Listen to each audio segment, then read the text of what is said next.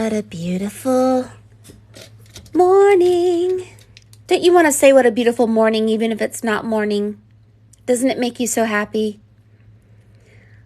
Do you love the dodecahedron? I got this specifically so that I could raise my vibes and really train my brain to see sacred geometrical shapes, and to enhance my protection and my power, and to keep myself sacred and clean and all of that.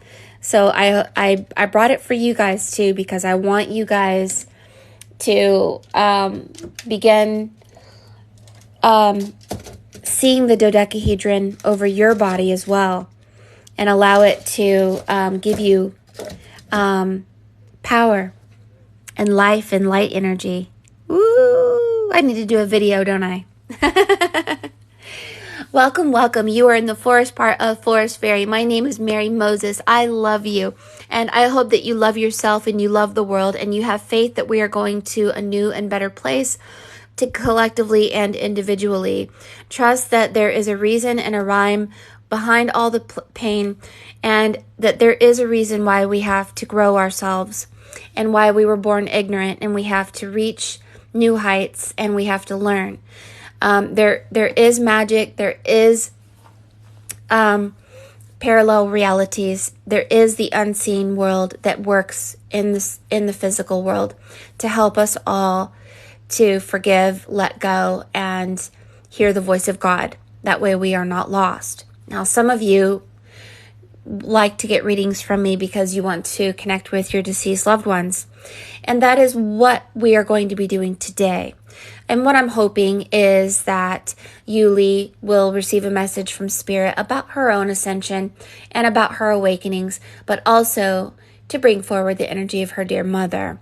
And so thank you, Spirit, for bringing Laura, Yuli's mother, forward today. And I'm going to find my card. Couple of cards that Spirit is bringing you is magnificence. Seeing that you have a power within you and above you that makes you magnificent. Seeing the magnificence of who you are. How important you are. You're very important. Guidance. To know that you're not alone. There are unseen powers that work behind the scenes to guide you and protect you. And it's an amazing thing. It's an amazing awakening, isn't it? So welcome. We're going to get Mushi the butterfly. Ring the little bell of awakening and say, hello, Mushi. Mushi is a perfume bottle that carries rose essential oil and increases your frequency to 320 hertz frequency. What? Human beings usually resonate between 70 and 100 hertz frequency. And when we wear linen clothing or cotton clothing or wear rose essential oil, it actually increases our frequency and we become, well, you can call it anointed, you can call it holy, you can call it activated, you can call it raising your frequency to a more godlike form. But this is why gurus wear linen and why people use frankincense or myrrh or rose as a sacred item, because they are high in frequency. So thank you, Mushi the butterfly. Laura, if I hear a song, maybe one word or maybe one verse is for you from the spirit realm.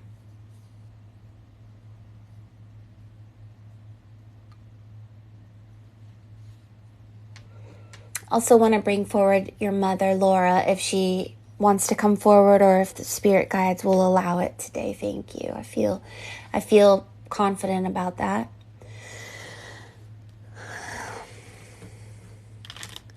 Get my other charcoal. I like this one better.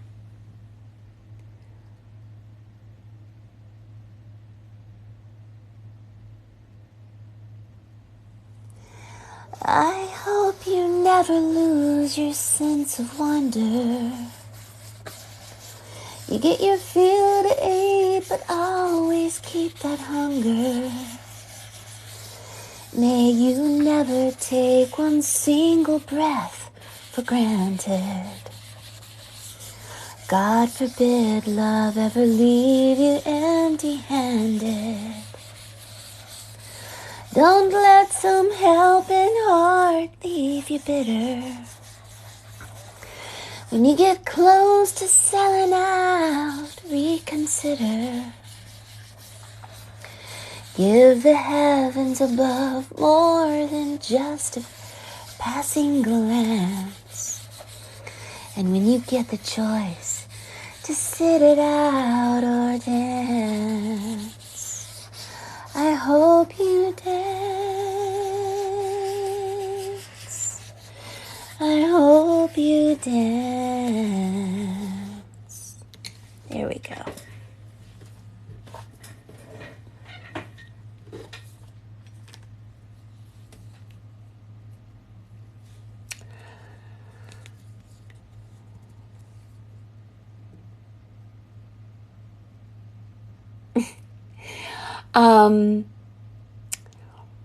I don't know if your mom is funny, but there's a female in a doorway. A smiling, and there are many other like angelic looking beings all around, including there's a man also. And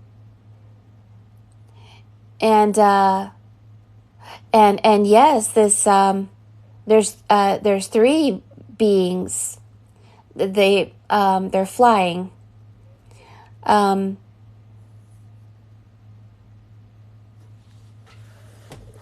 And I'm going to look for you. So just give me a second, because so many images and so many symbols are coming forward.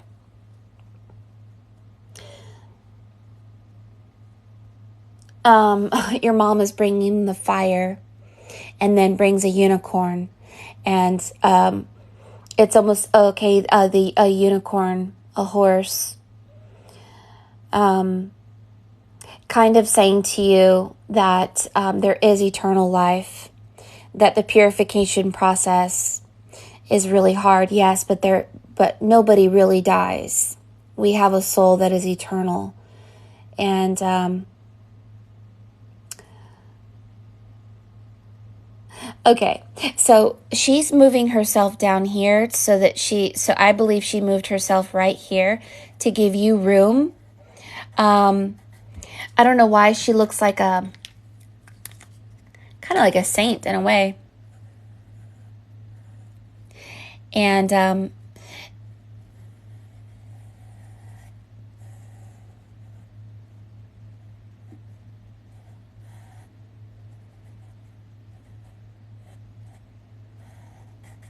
because she was up here and she took a place that really was meant for you.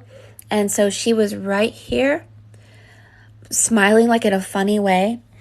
And now she's here, bringing her hand out like this.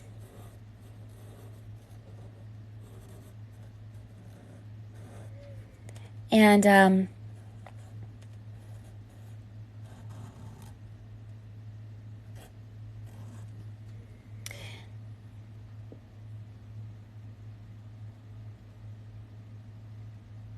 like she's sending something out, like she is on one hand, and then the other hand she's got her hand out like this, and she has a cross.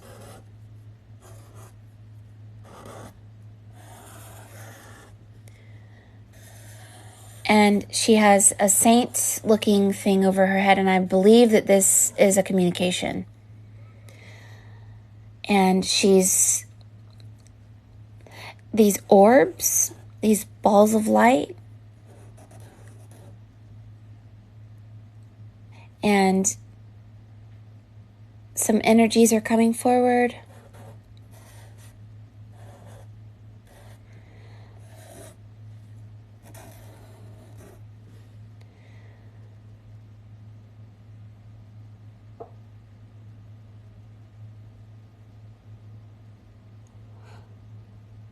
And there is a man also.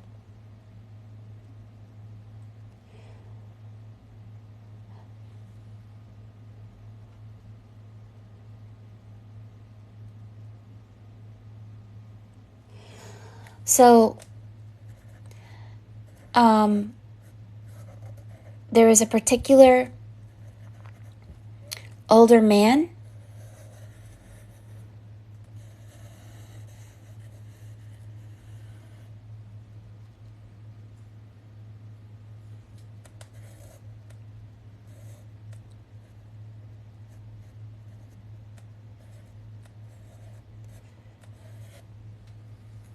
very powerful, actually.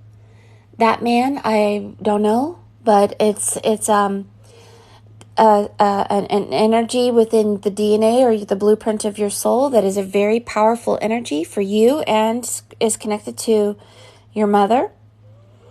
And so powerful, in fact, that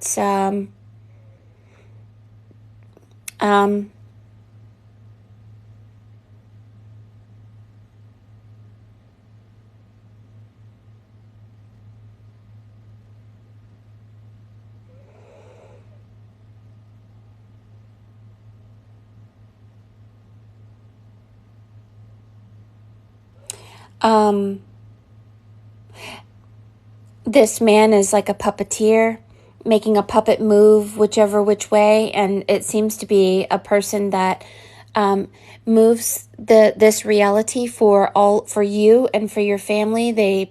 You have I don't know what happened or since your mom has passed, but since your mom has passed, she's sending orbs. And then there's this man who is like a puppeteer, and he has a puppet and is basically communicating to you that behind the scenes, things are being orchestrated in your favor. Now, I'm having a hard time seeing you,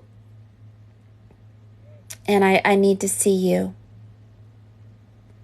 in order to really kind of understand what your mom is saying to you. There's children being talked about. There's 2 children right here. 2 important energies.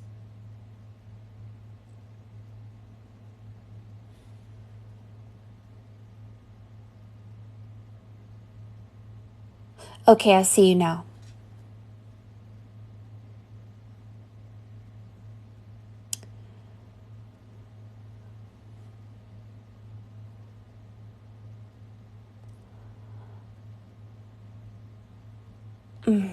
Okay.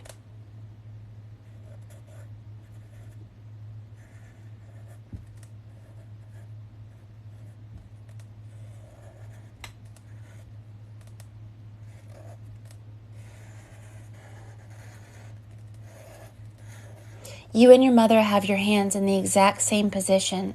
This may be a communication that you and your mom share the same kind of energy. Like you guys are somehow the same. She's making circles go up, and you're actually holding up a rectangle. Your hair is made of like clouds, like this, and the clouds go through here. I don't know if you know this, but New Zealand, is it New Zealand? Yeah, New Zealand is known as the long cloud, and there may be a communication about that. It's called the long cloud, and your hair is made of a long cloud, and you have a frequency symbol above your head, and something about all these people are at a dinner table. Your mother is with other people. They are all together. I don't know why. She's with a lot of people. There's somebody here, here, here, here, and she's not alone. And she wants you to know that she knows about the children and these little kids.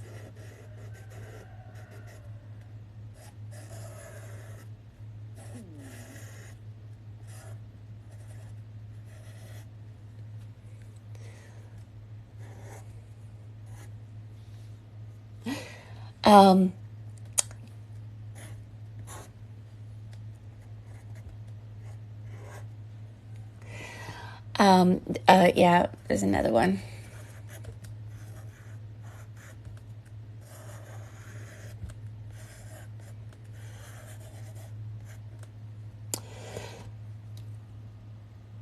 But, it's just weird. I don't know why this is being brought forward for you, so just be patient because there's a jester, all right? And this is somebody who's funny. And this is a man who is a puppeteer. He's taking the strings of the puppet and he's manipulating a person, manipulating their energy to do what he wants it to do. Right, and so this is somebody who is doing things behind the scenes for whatever reason, and he wears like a cloak, and he has a big cloak like this. Get another marker. Now,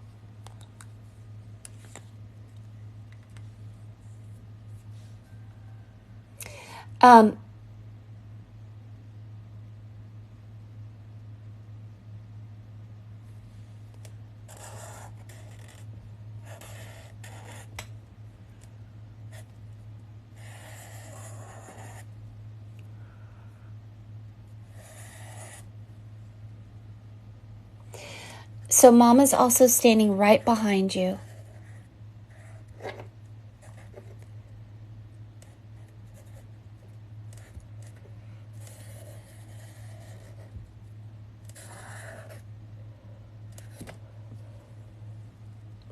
Putting her arm, for whatever reason, around your belly.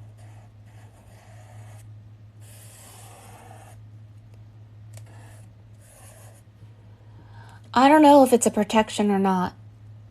It's like she's definitely protecting you and your belly.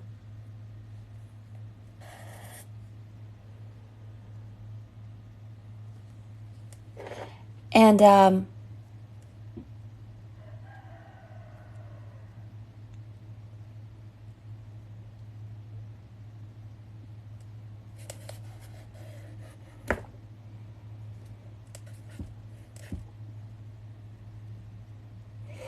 your hand makes the number 12. 1, 2.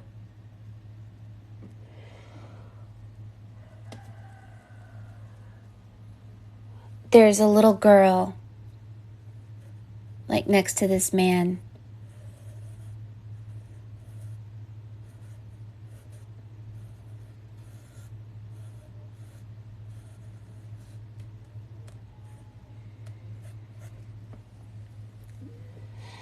All of you guys have the ability to do some things with your hands.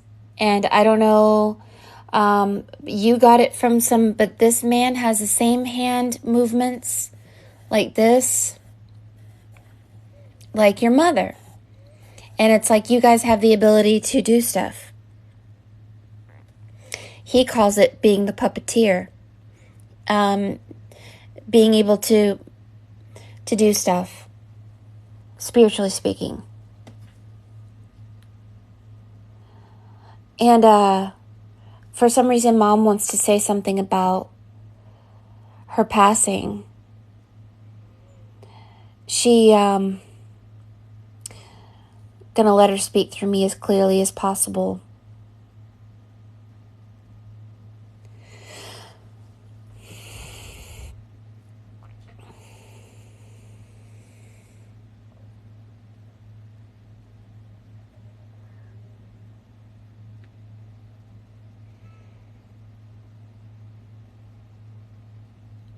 So, I don't know if I believe this. I've definitely seen this before. But when we pass, sometimes our spirit goes into children.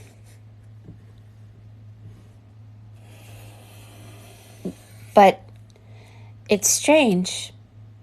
It's as if a part of her is not part of that child, but at the same time, her soul went into a doorway known as a child. I remember when we had a family member pass away on the spirit realm. I told her, I said, you died. And she said, peekaboo, I'm not dead. And then she put her hands over her face, and when she lifted her hands up, she was my granddaughter. So there seems to be something about this being connected to that. And I'm not saying that it's totally true. I'm saying there's something about the connection and the knowledge or something, because what does it say? There's something SE here. There's a name that ends in SE. And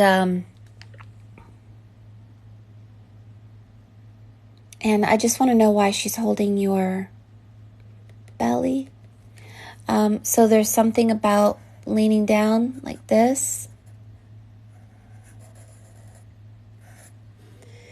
And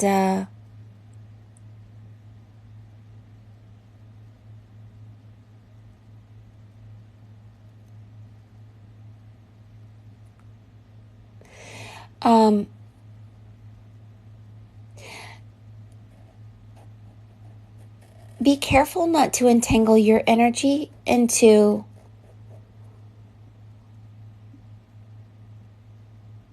the world too much.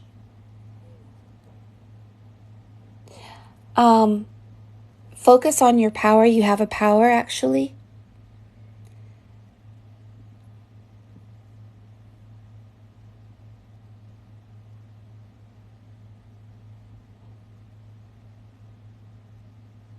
It says from mom. Love from mom. FROM. From mom. Hi from mom. And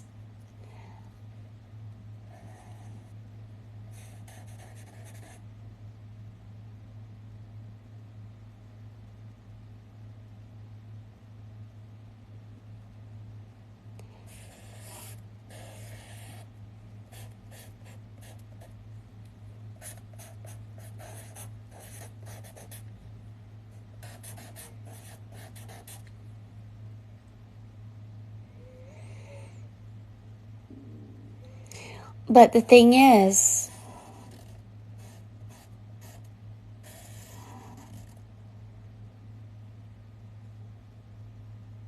one hand is here, the other hand is with you. It's like she's seeing you, and I believe that there's something about you being cut right here. Is your energy, when I see this, it's usually your ethereal net, your energy, your mom protecting your energy. You have to be careful with your thoughts and your energy at this time. It's very important. Yep, again, it says mom again. It says mom.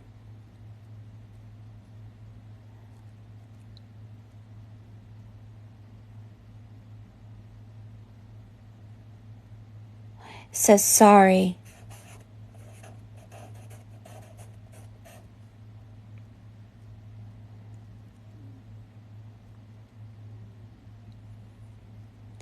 It says Jan or January or something about J, the some kind of name with the letter J. I don't know, something is right there, wanting to talk to you about something. She wants to talk about somebody, and the letters keep changing. And then it says sad. SAD. You can see it right there, SAD.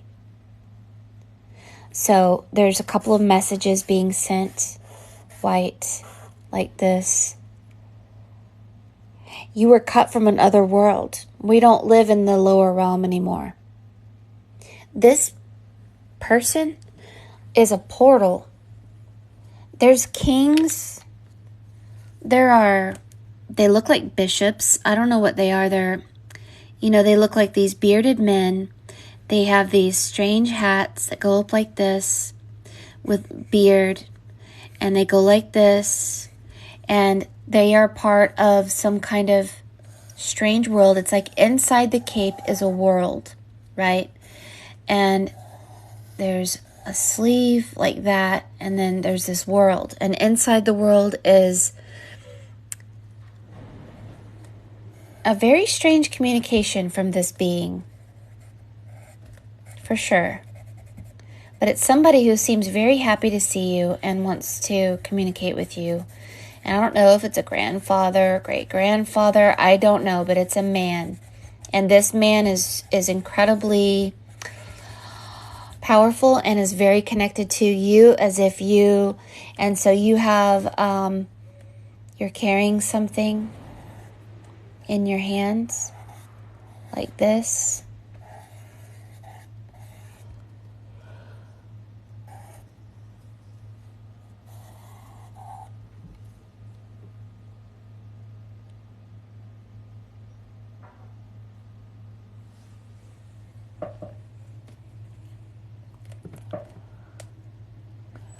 So, mystery. You should get into mystery school, the mystery schools, to have telekinesis, be able to lift things with your hands. You have very powerful hands. Don't get your energy connected to the world. The world is only for bringing your energy down. You are almost 12 years old spiritually, meaning that you're going to go to a place where you're going to learn to become a master. And this master is learning to manipulate your reality like a puppeteer. And learning how to use your energy appropriately. And really learning that we are more than who we think we are. We have two souls. You have two souls. Not just one.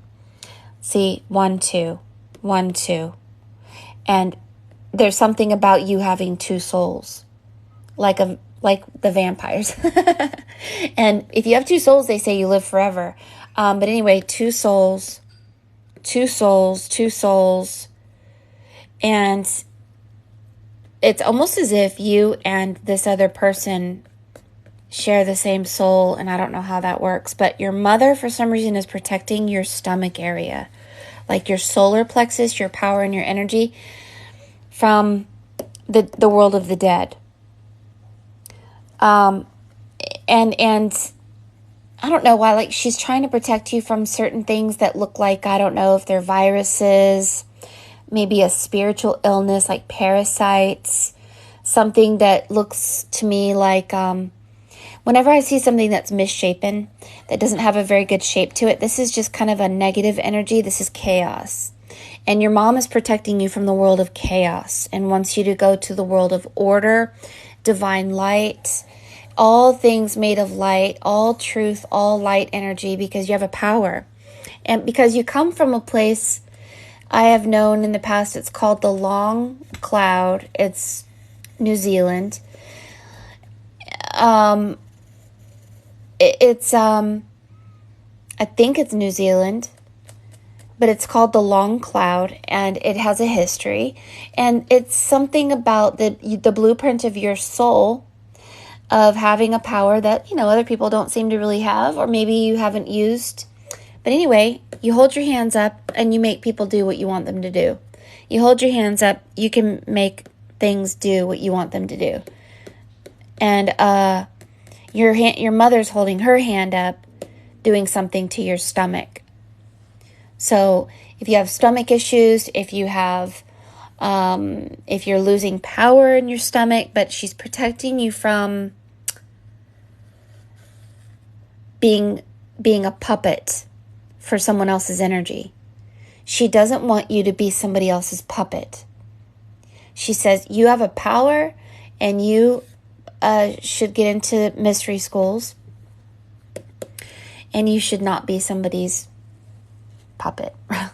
Literally, that's what she's saying. But she seems to have kind of a funny energy for me for some reason. But then it says 35 here, and then there's this strange symbol here.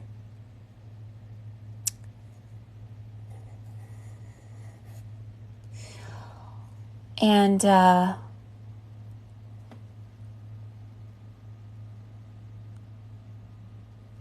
And there's other people here.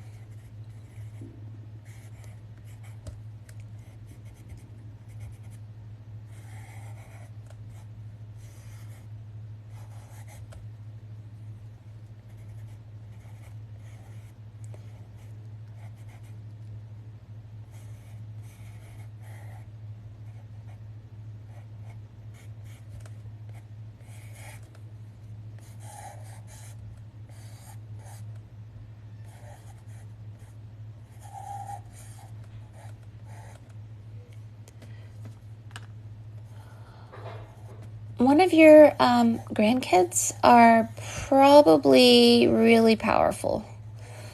They have a purpose here that is white horse power.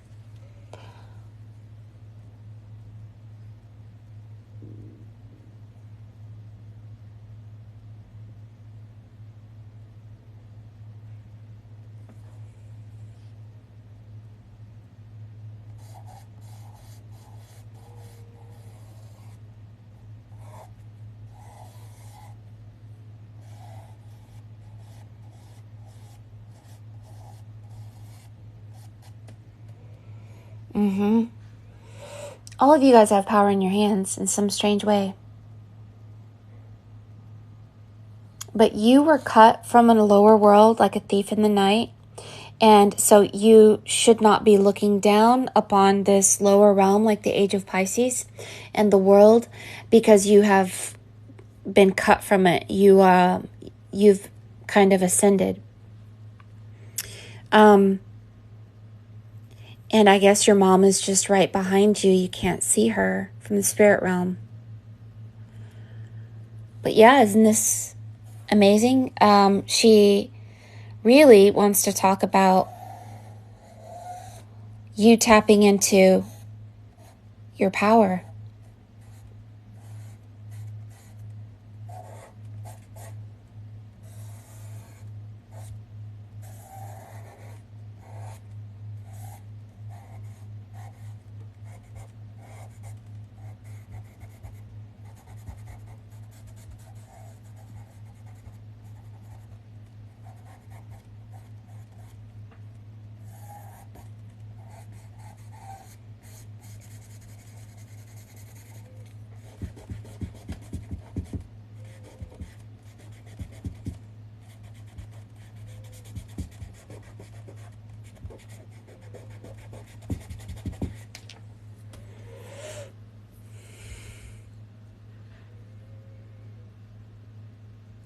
Hands, hands, hands, hands, hands, hands, hands, hands, hands, hands.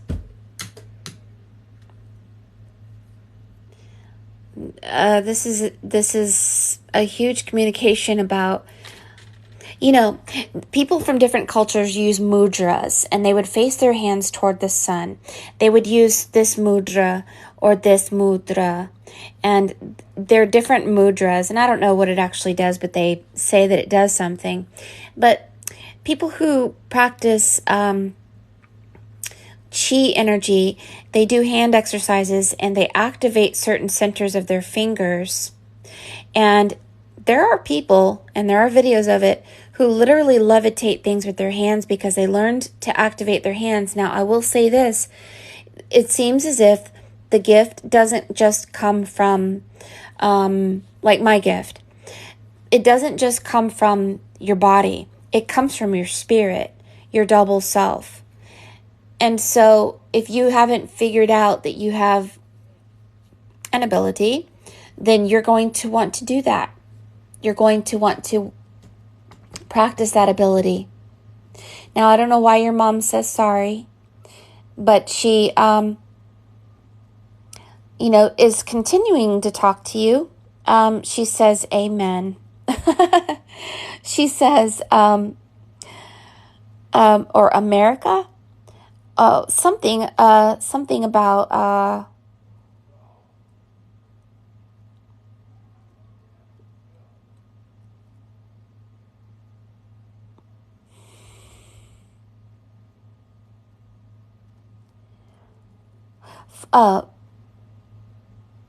she wants to talk about somebody,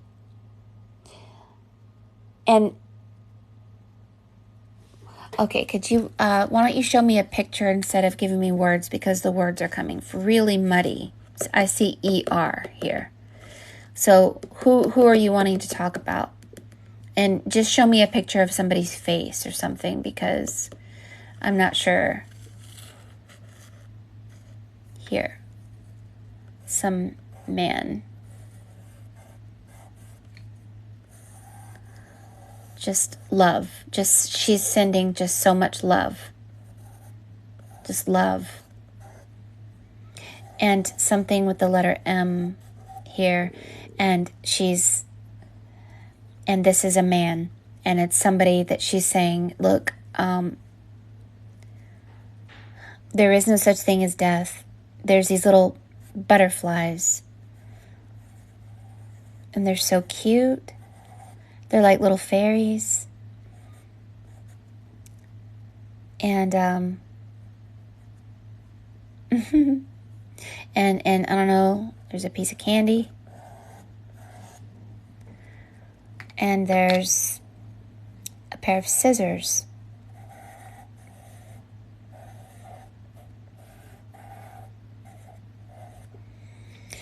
And I think that when you're cut from your body, you go up and you can go inside your body or anybody's body, really. You know, when one of my family members passed away, I see almost everybody on the spirit realm, on the dream realm.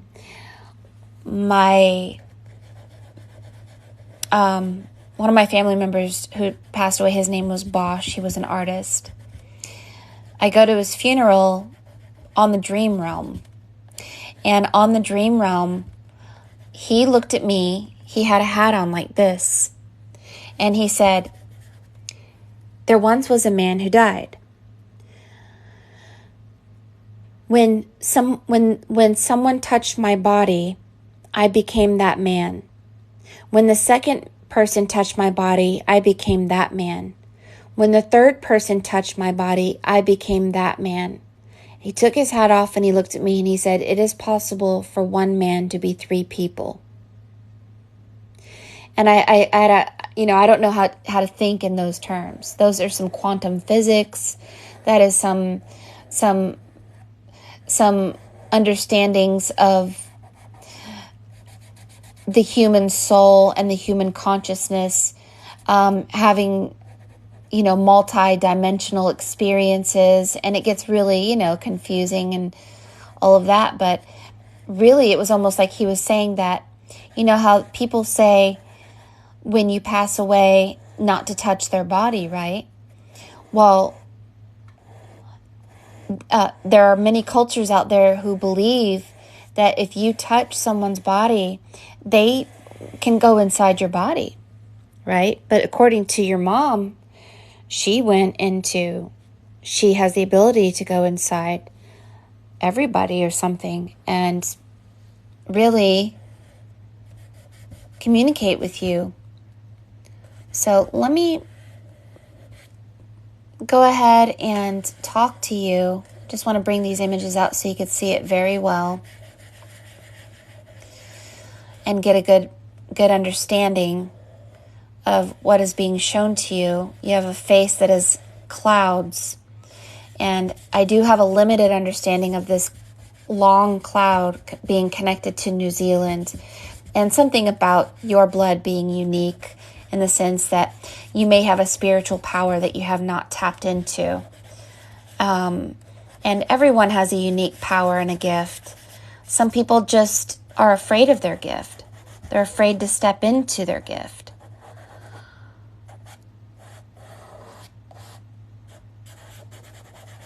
But I believe your mom is sending you lots of love and is there to comfort you, to tell you that you're not alone at all. So look at this piece, and she says, hi from mom. Sorry I was cut short. My life was cut short. I love you. Be careful. Don't let your energy get entangled into the world. The world is a virus. Make your own world. Don't be a puppet for someone else's energy. They will cut you, and you will entangle your energy with theirs, and it will cut your life short like her. So be careful. Protect your solar plexus and your energy. She's there protecting you. Get into the mystery school in the sense that you should understand that behind every pleasure and every pain is a sacred geometrical shape. And that God is sound. In the beginning was the Word, and the Word was God. God is sound, is a word, is frequency. And this word and sound manifests, and we are meant to walk on water and raise the dead. Jesus said so. So it doesn't matter what our religion is. We are meant to do great things, and that's what we're here for, is to shift from manhood to becoming more like Christ. And whether we call it Christ consciousness or whatever we call it, it serves to awaken us and awaken our consciousness so that we step into a power not just for ourselves, but for the entire world.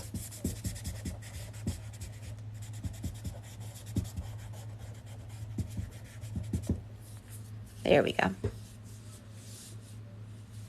can see a little better.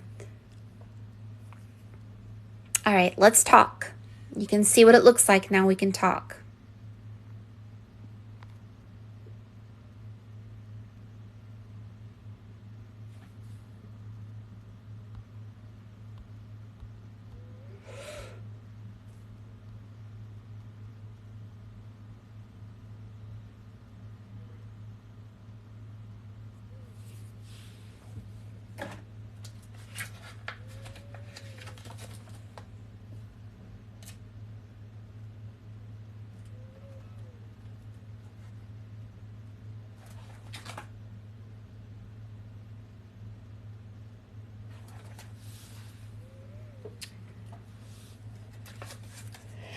Hmm.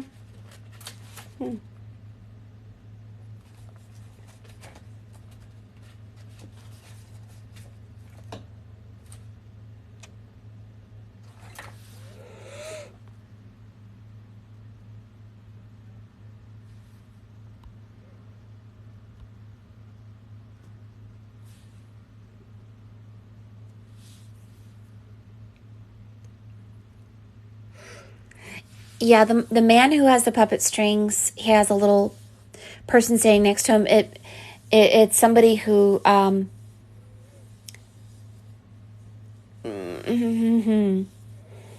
very strange being, a very strange, powerful man that has a power like yours and has hands like you and your mom. I would have to say it's a father figure or a grandfather who something about your bloodline has power, even the power to move people and to manipulate people. I've never seen anything like it, so I don't really understand it myself.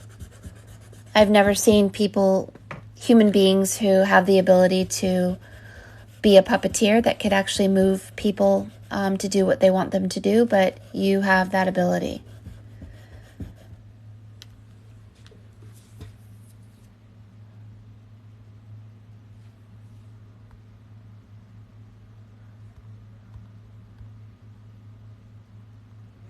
Yeah, let me look at your comments here because I want us to engage and understand what's going on here.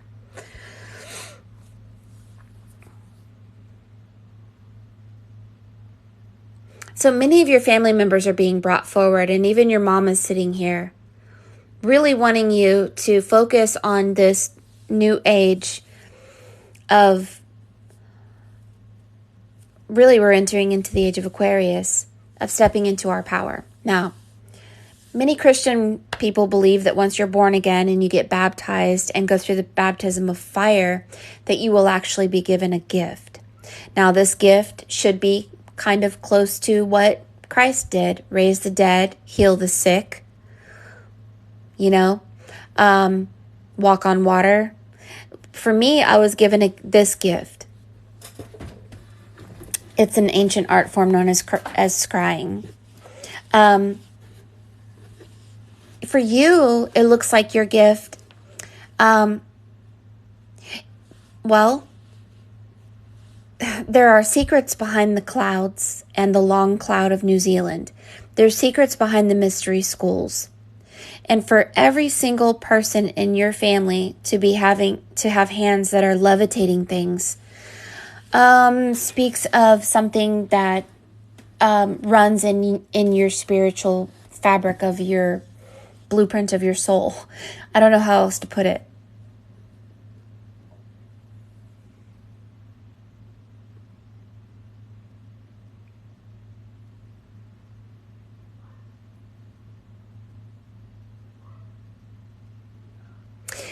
Yeah. So you see this man, he's wearing a serape. He has some hat on. This man, okay. They call your double self, they could call it your puppet. It's let me explain it to you like this. If you begin to understand that you have an ability to move your puppet, your double self, to do things, your mom is telling you that you have the ability to move things not just with your hands, but with your puppet. This is your double self. So it kind of gets into shamanism in the sense that, Christians always talk about, you have to be born again, but they don't ever become as powerful as Christ. They don't even know how to use their double. So let's talk about your double, which is like your puppet. So your energy is a net. Now notice how your body looks like a net here at the bottom, right? Your ethereal net is a luminosity that surrounds your physical body. It is a web of energy that can get torn to shreds from daily living. I see that you are torn. Huge portions of it become lost or entwined in other people's bands of energy. It looks like your band of energy is entwined in another female's energy here. If a person loses too much, so huge portions of your energy can become lost or entwined in someone else's energy. And if you lose too much of your vital force, you can become sick, right? So we learn to recapitulate and breathe and do certain techniques in order to awaken our double, which is your puppet, right? Now, sending your puppet out, your double, to see through the eyes of others, to do miraculous things. Do you know how we were able to eat tomatoes when everything that's red is usually poisonous? The natives knew that you could move your mind like a cloud into the body and the mind of an animal, a person, a plant. And when we would take ayahuasca, see, you have a teacup, like a ayahuasca teacup. If you took ayahuasca, it may help you to astral travel or use your mind to travel. But you have to use your double to travel, right? So there is some person with like a serape or some kind of strange ancient person here with some strange hat. And, he reminds me of a story that I read about called Witness of Another World. And look, there's some truth in your past that you've probably forgotten about. One of the truths is, a long time ago, all of us were as one: animal, earth, water, fire, plant, tree. And so the human beings would eat things that fell off the tree, like oranges, apples, and nuts. We wouldn't really eat animals because unless we astral traveled and spoke with them and they were going to die anyway or they chose to die, then we would at the appropriate time eat certain things in divine timing. We were all in communication with each other. So we knew what was poisonous. We knew what wasn't poisonous because you could literally go and talk to a plant. You can talk to a flower. You can talk to an animal.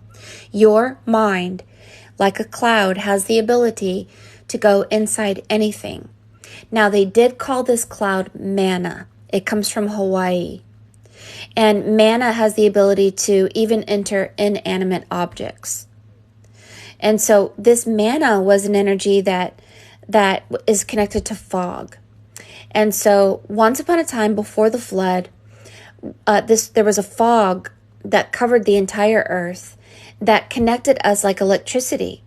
And so you would think of me, I would think of you, and we could hear and see each other almost like telepathy. Same with animals, same with plants.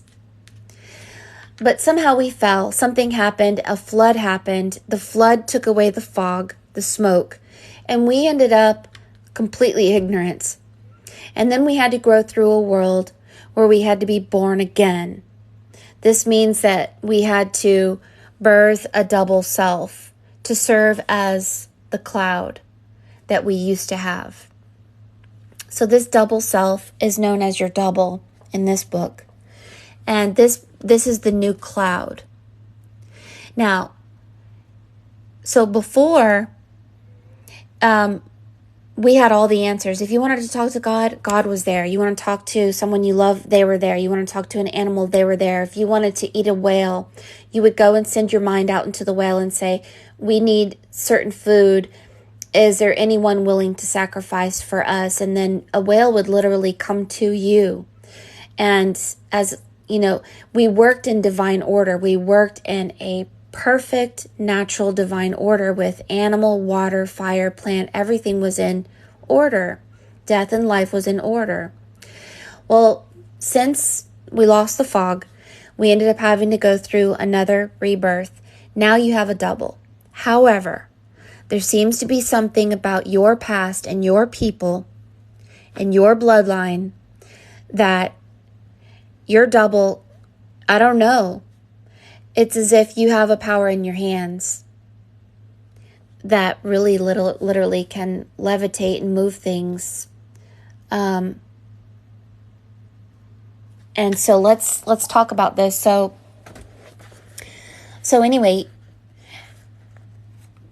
your double has to be fed for it to work. Now, this man may be an ancient person in your family who comes forward to tell you who you are. Basically says that you keep your double secret. You keep it safe. You keep it hidden. You feed it life energy.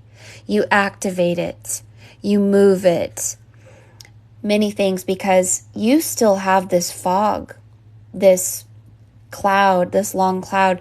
You still have the ability to do things. And I don't know if you lost the ability or not. But, so what does your double do? What does your puppet do? Anything you want it to do. It can jump over trees or fly through the air or become large or small or take the shape of an animal. It can become aware of people's thoughts or become a thought and hurl itself in an instant over vast distances. It can even act like the self. It is like a puppet. If you know how to use it, you can appear in front of someone and talk to him as if you were really there. There are people who will try to take your energy and your power because there were jerks who saw people like you and wanted to take your power. So they took your memory or they did something. And we became ignorant. We lost our power. We lost many abilities.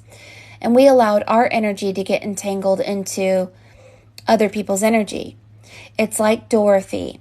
If your energy was like a dog and you allowed your mind to think about a wicked witch and your dog was in the garden of the wicked witch, you would have your ethereal net, which is known as a Taurus field, get entangled with a reptilian. Okay, so maybe a long time ago there weren't reptilian people, but when they came here, our mind would go and travel to them to say hello. How are you? I love you. Welcome, whatever. And we didn't know that they were evil or something. And when we allowed our dog to go into their garden of their energy, we became trapped and entangled in their negative vibes. And it wasn't safe to allow our thoughts to go anywhere anymore. And it still isn't safe to this day. So now we're afraid to talk to animals or people or anybody because we've become so separated, when before we were all one unit, working all in divine order. Whether it was life or death, it didn't matter. Everything happened in divine order until these really weird energies came out who tried to trap you, trap your double, trap your mind into their energy, thereby disrupting your Taurus field, which manifests as a tornado. And when this happens, your house will spin and become broken. And this broken and empty house is a reflection of death. Now, we don't really die. We bounce consciousness from one body to the other. However, many of us have to start from ground zero, where the little munchkins live. And they are small souls, short of understanding. And we had to start over. And now, since we've started over, we don't know who we are. We don't know how to become powerful. But your piece is telling you, yes, you are. You still have the power, very much so. But it takes watching where your mind goes. And don't allow your mind to go into the world of people who are negative and a bunch of jerks. Seek first the kingdom of God. And this is part of the mystery schools. The mystery school is understanding that there are people who are dead and who want to cut you and take your power and your energy, and they want you to entangle in their energy because they have curses and they want you to take on their curse. Let me show you what it looks like. Do you know why so many movies show the apple being poisonous? Your Taurus field looks like an apple. Your Taurus field can be connected to a tornado. If you allow your apple to get entangled into someone's field who is not part of a natural order of God, they will entangle you like a tornado. The reptilians are part of that. The reptilian wicked witch who Dorothy allowed her mind, her dog, to entangle her energy into the wicked witch of the West. And when your dog goes into her energy, you will begin to spin like a tornado, and your Taurus field gets out of God. The cell phones that we carry have a bite out of it, out of the apple. This is someone feeding off of our energy. Your Taurus field is connected to your heart chakra. And your heart chakra is 5,000 times stronger than your mind. And it needs negative ions. It needs joy. It needs water, hydration. It needs your pH to be 7.0. It needs your holy temple to be perfect. And so your mind is very powerful. And so we're not going to want to think about the World Wide Web or the world at all, because this is the wicked witch of the West. You want your mind to seek first authentic, godly energy and people who are godly. Who are people who are godly? People who are truthful, who follow life and not death. The wicked witch of the West is like a curse. These energies have bad karma. And if we agree to go along with their religion, and we sign and agree to go along with their program, sometimes by signing insurance, sometimes religion, sometimes just your birth certificate. When we sign our soul into their energy and give them permission, we literally take on their karma. We take on their curse. So we may have a series of unfortunate things happen to us. We may be impoverished. We may be depressed. We may be angry. Many things will begin happening to us because we are taking on their energy and it's not ours. Not ours. And there are many of these in the world. Now, the way to cut them off and not allow them to get entangled into you, making you powerless, taking your power, feeding off of your Taurus energy, a tornado, making your house empty and broken, you have to leave the Wicked Witch of the West by doing a couple of things. So Dorothy began walking the yellow brick road. This is the golden ratio to the golden age of Aquarius. Emerald City is the green heart chakra. And you will meet 3 beings that are a reflection of the curses that were put upon you that you have to get rid of. The first one is ignorance. This is the ignorant scarecrow. Don't think about people. Don't believe anything you've been told about yourself or the world. The scarecrow doesn't know who he is. He's on a cross, taking on the sins of the world, and is ignorance. Doesn't have any clue who he is or was or anything. He is under the power of the Wicked Witch of the West. The other energy that you will want to cut out of your life and heal and clean is narcissism. This is the Tin Man without the heart. The Tin Man was rusty, couldn't move, couldn't have any power, no power. But the oiling can was the anointing oil. And then the Tin Man also has a symbol above his head that is called the crucible.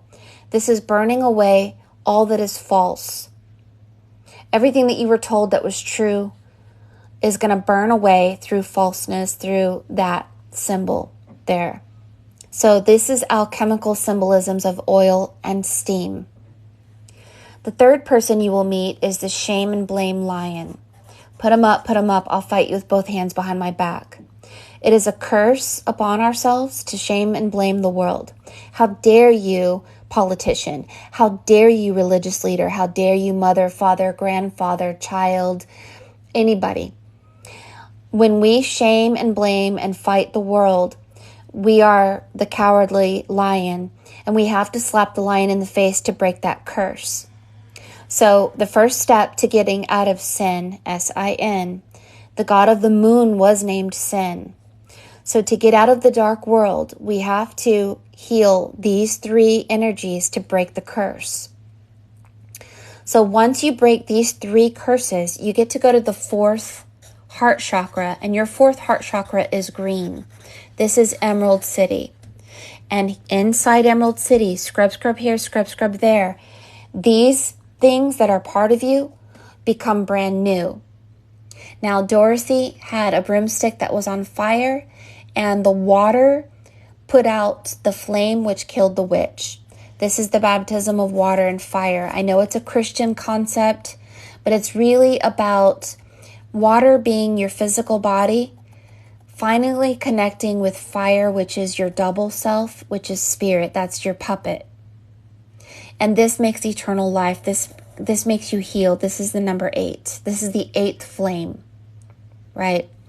So once you kill the Wicked Witch, you kill the curse. That's when you come to the 8th flame. Now you become a horse of many colors again. This is a collective consciousness again, but with a warning. Don't let your dog go into the garden of the Wicked Witch. Don't think about jerks. You don't want to entangle your mind or your energy with theirs. It is a curse. The other thing is, realize that there are religions and principalities and powers and organizations that mean to scare you, like the great and mighty Oz, who was full of hot air balloon. He was false. So you are going to make your heart as light as a feather and be free of the curse and fly over the 7 colors of the rainbow like a pretty little bluebird. And go into the golden age of Aquarius through the golden ratio within you, which looks like a tornado. And you come out of the tornado and you begin to perfect this number 8, which is your Taurus field, which is your apple.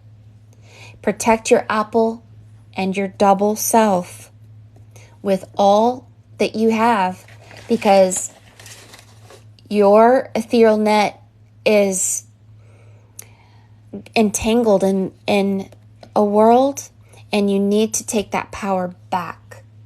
And the way to take it back is to activate your double self through a cleaning process. Once you do this, Dorothy realized she had the power all along. You'll start tapping into your power again, and your mind will go to higher places in the mystery schools. And these mystery schools will beckon you to, instead of going to sleep worrying about things, you might shift your mind from worrying to thinking about your rainbow light body, a Merkaba. Behind every pleasure and every pain is a sacred geometrical shape.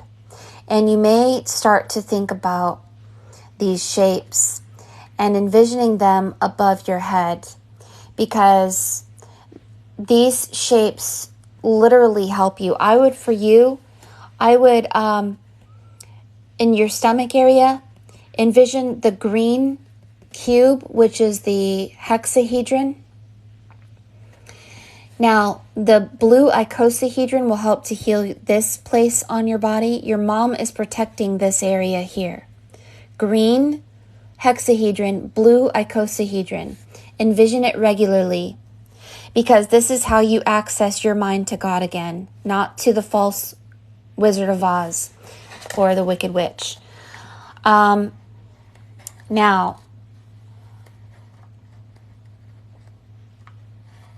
see, your Taurus field is connected to a sphere, and it helps you to expand your consciousness and to go back to the power that you used to have. My favorite envisioning, besides the Merkaba, is to envision the grid of life design, which is gold. I envision a pyramid over my head. The balls of light above your head, on each shoulder, in front of you and behind you, should be so powerful and full of golden light, and it will clear all darkness and blockages and negativity so that you activate your luminous light body. When you become full of light and life, the dark ones cannot see you or detain you. And when this happens, no wicked witch, no reptilian energy can take your power or your memory or make you sign a contract where you are suffering their curse, not yours. It is never, and I mean never, the agenda for you to suffer or for you to be anything but joyful. You should be prosperous. You should have lots of love. You should have lots of friends, lots of family, and be living in a heavenly reality. And I do see that you are. But I see that something happened. A couple of contracts entangled you into a darker, kind of a lower world. And there is falseness in Christianity, but there is truth also. So one of the truths is that you are meant to be as powerful as Christ if you follow life energy, the way, the truth, and the life. But be careful. Religion is also a trap. So know that the kingdom of heaven is within you, and know that there are many jerks out there that want nothing better than you sign a membership to their organization where suddenly you're suffering their curses and none of their energy is yours. There was a day when we didn't suffer each other. We were all pure. We all were safe to enter each other's energetic space. And we were all very kind and authentic, but something ruined it. And now that we have a virus and a corruption known as jerk reptilians or whatever, we have to now be like a superhero and start being careful about where we allow our mind to go, or even what we sign on a contract. Contracts can be something that you make like a promise in your heart, but it could also be something that you signed your name on. It could be a religion. It could be many things. So just know that that you are being protected by your mom, and that you are being encouraged to become the powerful person that you were always meant to be. And she's proud of you and proud of all the help that you do and give. But she also wants you to know that she's not her anymore. She is more than her. And I don't know exactly what she means by this, but she has the ability to go inside. So if your grandchild says something to you, it may be her. If you meet somebody on the street and you have a question for your mom, somebody may randomly answer that question, and it may not be them, it may be your mom. It's a strange thing. But notice two.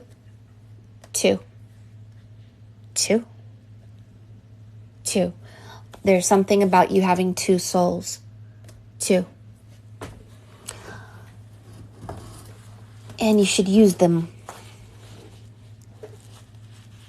And you have a big black hawk or some kind of black bird right behind you, like I don't know if it's a big bird behind the whole, all of you is this giant bird.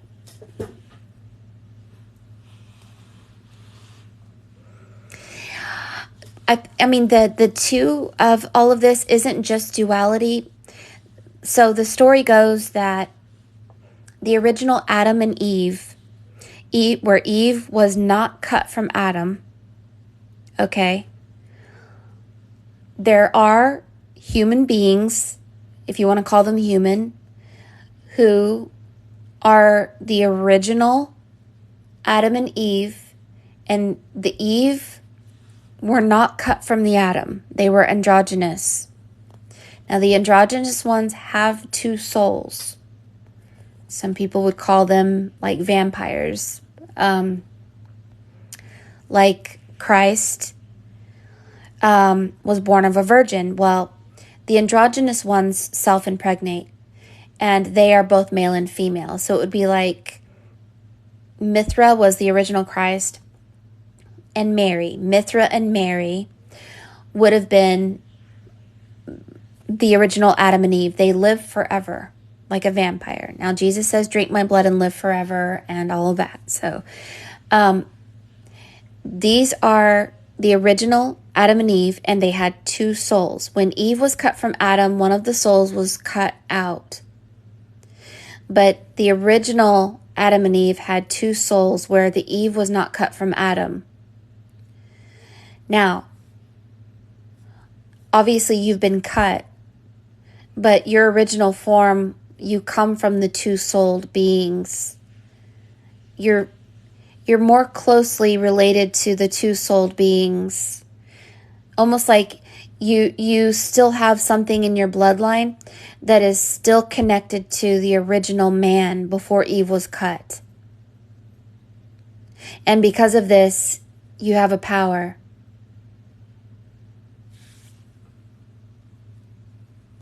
And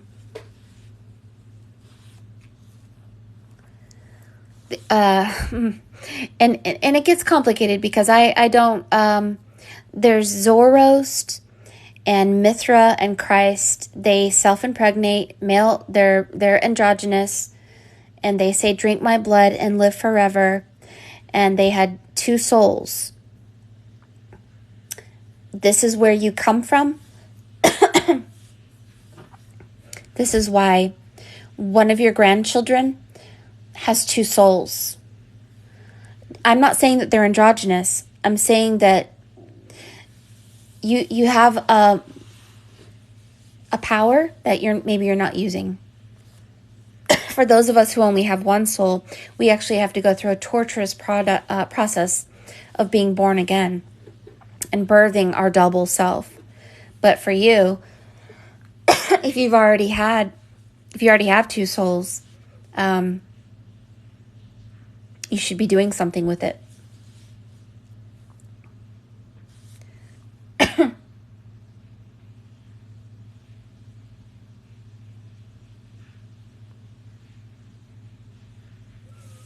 No, nobody should be eating the flesh of a man. I honestly, unless I'm wrong, don't believe that Mithra, Zoroaster, or Jesus literally meant drink my blood and eat my flesh. However, it's uncanny how Mithra from Armenia, which is near Transylvania, and from many of my readings, have vampire energy. Now, could the vampire be an allegory of someone feeding off of your energy? Or could it be an allegory for eat of my energy and my knowledge, follow me and become me, and your soul will drink me and eat me? I don't think it was literal, but I will tell you that when Christ said, eat my flesh and drink my blood, a lot of people stopped following him because it seemed like a bad thing, right? But, I mean, sometimes I look at things from a very simple point of view that sounds almost stupid. And I know this is really stupid of me, but I can't help but say this out loud. When Adam and Eve had Cain and Abel, doesn't that kind of say cannibal? Doesn't a cannibal eat the flesh and drink the blood? And isn't that the curse of Adam and Eve? And didn't that cause them to get kicked out of the garden and not live forever? So there's something weird going on. But I know that the Bible isn't literal. I know it's a map. And it is all about sacred geometry and numerology. And sometimes it seems to be a secret of where we come from. It's just very strange. I know that the Bible could be interpreted in Aramaic and in Greek and in Hebrew and many other languages. And I know that the name Cain and Abel probably wouldn't come up to cannibal in their language, I'm sure. But it's just weird how Jesus says, eat my flesh and drink my blood. And then, of course, Adam and Eve's children make the name cannibal. I'm just saying.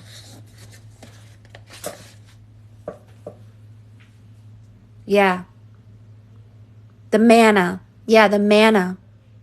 The energy. See, I can see where in your past, your energy was taken from you. But we can get it back, is the thing.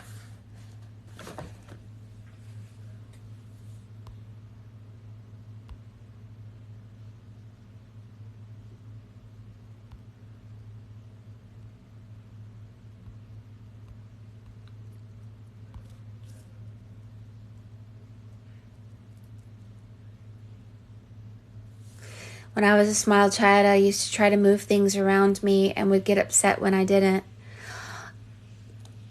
Then that's what you must remember. I think you remember moving things with your hands.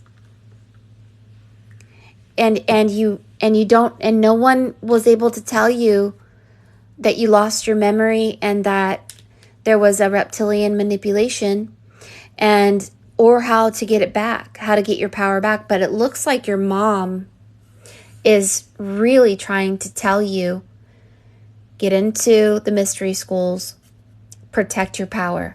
It is not okay to give our energy away to wicked witches anymore. We have to be very protective. I heard my daughter had this Christian woman on TikTok say, Jesus said to love your neighbor as yourself, and why are you Christians not loving each other? Why are you judging each other and being hypocritical? And it's all about love. It's all about love. And I told my daughter, I was like, it is, but it isn't. She's like, what do you mean? I said, well, for instance, Jesus did say love your neighbor as yourself, but he was also very ruthless. And she said, what do you mean? I said, well, for instance, Jesus said, if you don't hate your brother, your mother, your sister, even your own life, you cannot follow him. He said, you know a man by the fruit of his tree.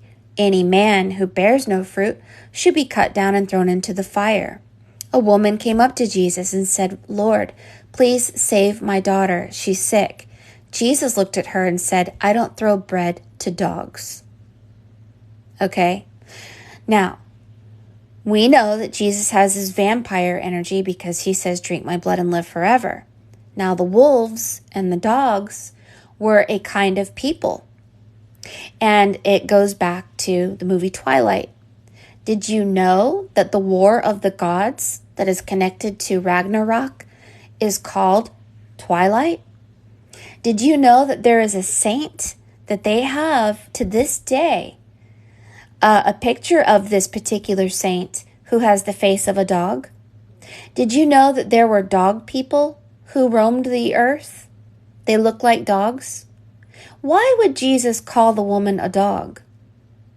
Why is it that Jesus said, don't tell these people the truth? They will turn around and bite you like a dog.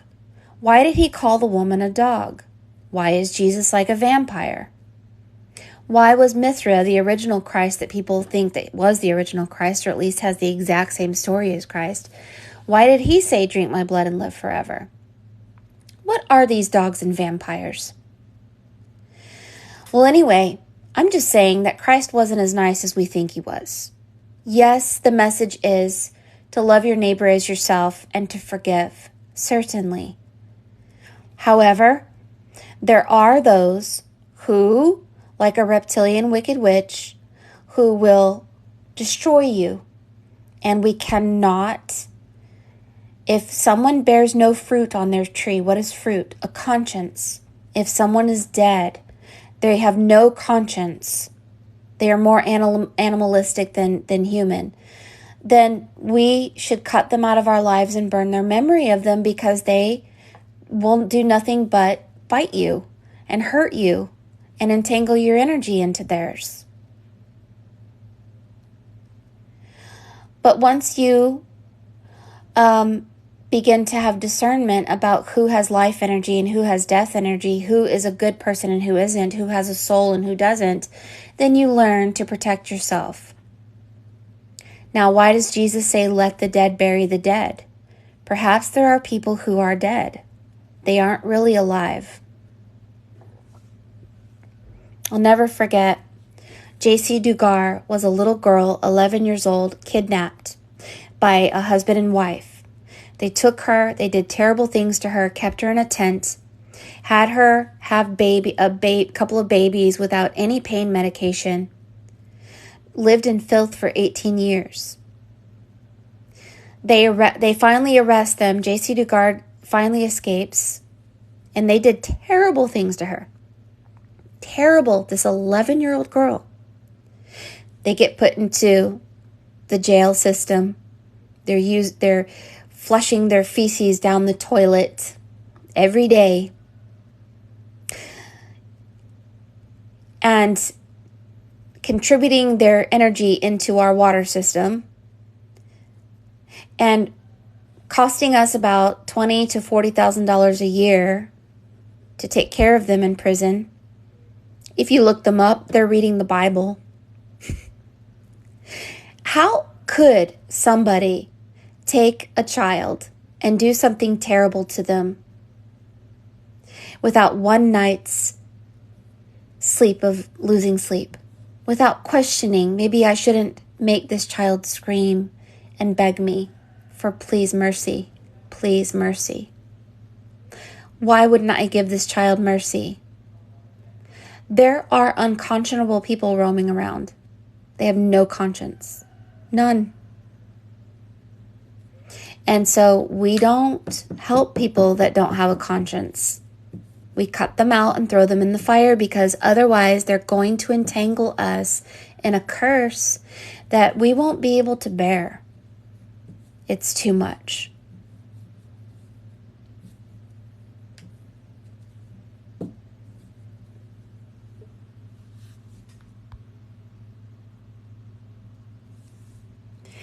No, do not give your power and your energy. I know you want to live in a world where you remember is the thing. When I saw that you were, when I did a meditation with you and you were putting the teddy bear by the fire, you don't realize that some people aren't alive. You want to help even the teddy bears. The little baby dolls, they're not alive. I know you do. I want to live in a world where we all hold hands, and I love you so much. And I want nothing more than for you to live in joy and prosperity and be powerful and be thankful and have eternal life. I want nothing more than that. However, the Wicked Witch is the World Wide Web. And there are principalities and powers that want to entangle our destiny into their destiny. It is not our destiny to be cursed. But if we give our power and our energy and our thought to them, do you know why there's famous people and their faces are always in our face? Walk around, every time you look, there's some face on that front of that magazine constantly in our face. Go to Walmart, you look at a magazine, there's stupid faces there again. Why do I have to keep looking at that face? Why are there politicians and you have to think about 2 politicians constantly and vote for them with your name? Because the jerks know how to entangle your energy into theirs and get you to sign a contract where you have to take on their curses, their karma, their debt. But you don't want to be a sacrifice because that's not your destiny. Your destiny is to become powerful and to be a lighthouse and to help those who are alive. But there are those people who have no fruit on their tree and they have no conscience and they're not much better than an animal. I'm sorry. And you know a person by the fruit of their tree. And people who harm animals and children with an unconscionable way of doing things, they don't deserve 1 second of our thought at all. You cut them down and you throw them in the fire of your memory and you do not think about them again. And it's a terrible, terrible truth. And I don't know how the world ended up being the way it is. But it is. So there once upon a time, we were all one. And we were in a divine order and it was amazing. And we were powerful and we did a great many things. And then we lost it because of dead people. I don't know if they're robots. I don't know if they're artificial intelligence. But they are unconscionable and they do unconscionable things. I'm sorry. And I have the same ruthlessness that Christ has for them. So I don't know who's the good guy and who's the bad guy. Maybe it's the dog. Maybe it's the vampire. I don't even know anymore. It makes my head spin. All I know is I have a conscience and I want to do the right thing and I want to listen to the right words and I want to follow the way, the truth, and the life energy. And I want to leave the world of the dead and death energy behind. And I will be ruthless doing this.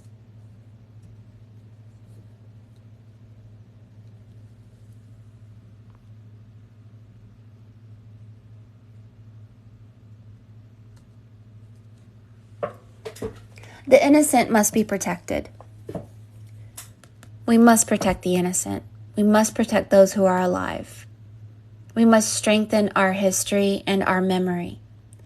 We must know that this man's hat looks like a spaceship. We must realize that our heads were made of clouds, fog. That was the fog of God. And something was cut off of our head and replaced with an alien spaceship. Were we given a SIM card in our brain? Something like that. But that's okay. Mana, which is God, can envelop even inanimate objects, and we can get our truth back. For those of us who open our hearts and can anoint ourselves like the rusty tin man and remember how to move again, remember how to walk again. Oh, I know your conscience is huge. When I saw you in the meditation, you and I were spinning. So spinning means ascending. But remember, we were spinning, and a spinning is also a tornado. Your Taurus field is being entangled in other people's bands of energy, and some bands of energy are not alive, in the sense that not everyone has your best interest. It is time for you to become ruthless, and you need to use discernment and know who you're dealing with. And this may encourage you to awaken on the spirit realm, because no longer is it okay for us to think about politicians and think about certain people. We do not want to be entangled in their energy. I'm sorry. You should read this book and become aware that it's time to go into a cocoon, metaphorically, and begin doing breathing exercises and get back into the mystery of your past, and know that you have a divine calling that is so needed, and it's time. And that's why you got a reading from me, so that Spirit could tell you, you are in the baptism of fire. You have abilities in your hands. You have the ability to talk to God. You don't have a spaceship on your head. So I'm not sure artificial intelligence is really messing with you. What is messing with you is other people's energy kind of stealing yours. And you're going to have to start being ruthless. Ruthlessness is simply not thinking about people very much anymore. Just know that if you are in divine time, and keep your energy good, you'll become a healer of many people, and you'll be able to do great many things. And so you're gonna start saying that. Somebody says, "Hey, come heal me," and you say, "No, I don't throw bread to dogs." And they're, "Oh, what a jerk." And you say, "Well, you're not even alive, so how could your feelings even be hurt?" I mean, I don't know. I know it gets crazy, and I don't mean to sound mean, but I've been around heartless people my whole life. Most of them were religious. Most of them were Christians, and they were the meanest people I have ever met in my life. The most heartless people I've would never want to get to know again. But then there are those who actually hear what Christ said. And so anyway, there is truth in religion, or at least in Christianity, but there's truth in many other ideals, and like Buddhism and all of that. Your religion comes from within your heart. And if it goes in line with other religions, great. And if not, oh well. Just know that that truth is within you.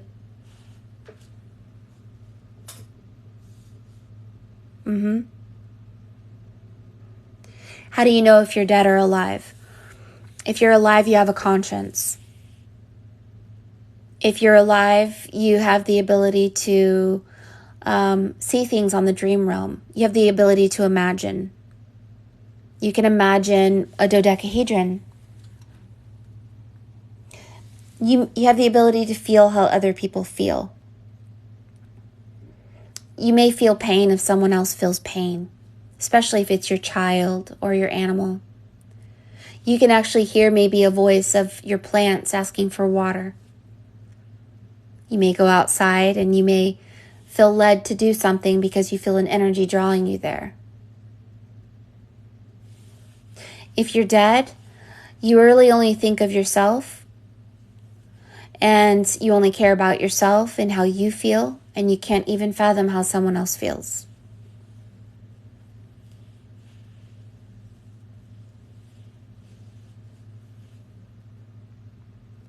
Or you don't care how anyone else feels. You may, if you're dead, you may have depression and anger and all that, and you don't even realize that your energy affects other people, and you don't care how your energy affects the collective. How you treat animals, how you treat the smallest of things is how you treat God. But not all things are alive.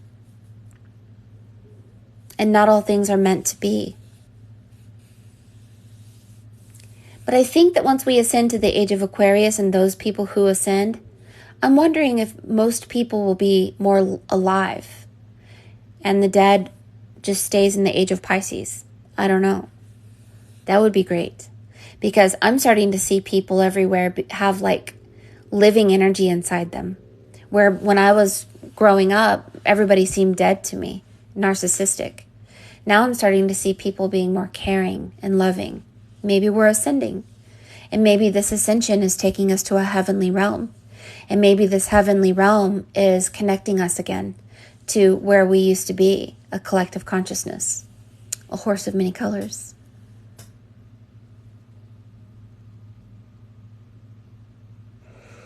Now, don't mistake people who are ignorant for dead. Young people are often kind of dead-like because they're just ignorant. Someone who is dead is like a Jeffrey Dahmer, someone who harms children, someone who doesn't seem to notice that they're even causing chaos. They cause chaos constantly. Usually somebody who is addicted to a lot of drugs and alcohol, and they don't even care that they're just...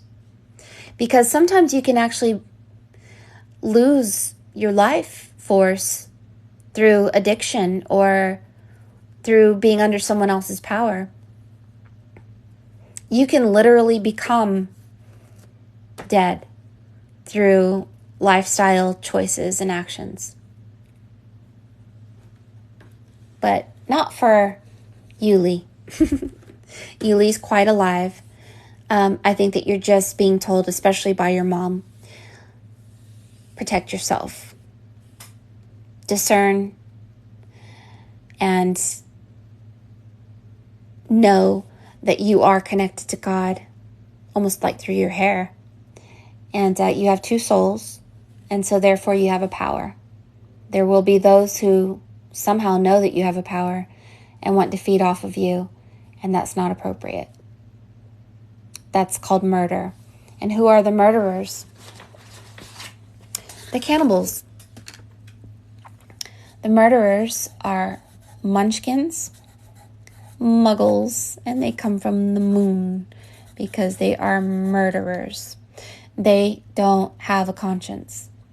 Those of us who had to go through the moon and the munchkin and the muggle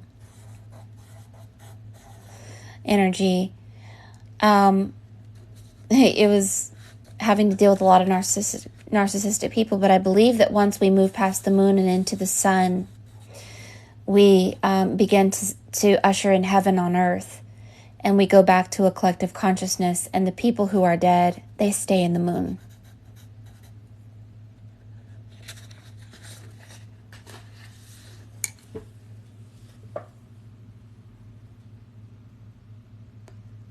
You know, and thank you so much for that gift. I love you.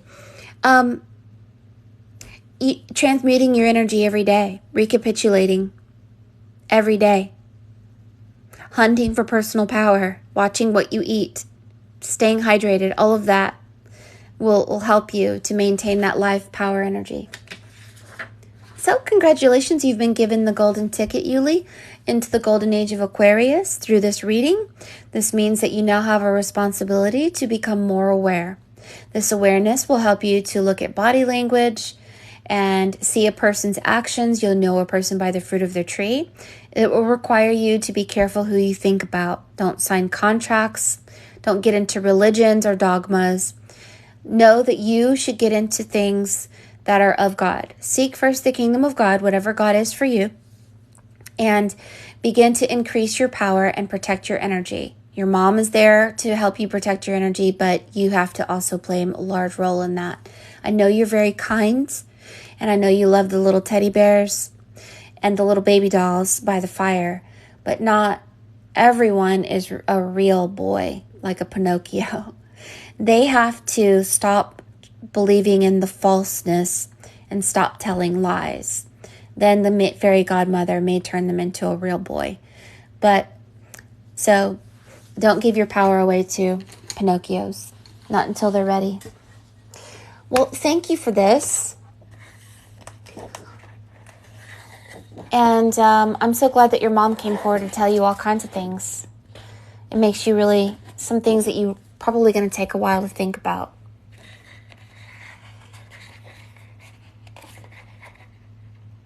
I hope you took a screenshot so that I'll put it in such a way that if you want to take a screenshot, you can do it right now. And we're going to go on to a free reading. If you are a subscriber, you can get a free reading from me, and this is just to see where you are, and I will pick it randomly as in divine order. Just know that all the subscribers that are here, and we're going to be having special classes. If you want to learn to become adept and how to protect your energy, how to think, what to do before bed, how to go outside and ground, there are secrets. You can put a leaf over your navel to help to protect this area right here.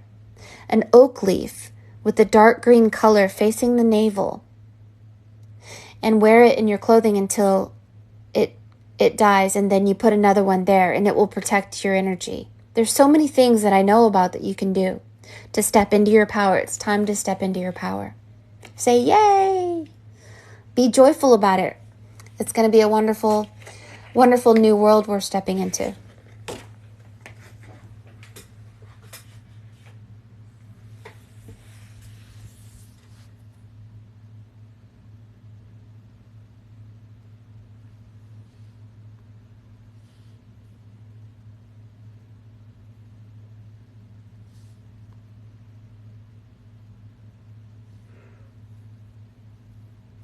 How do you set an appointment after you already paid?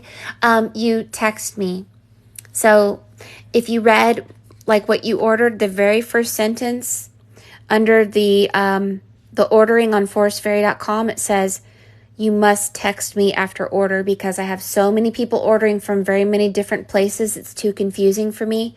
It's easier for me to group everyone under my text. So make sure you text me. My telephone number is on my website, and then I will set your appointment.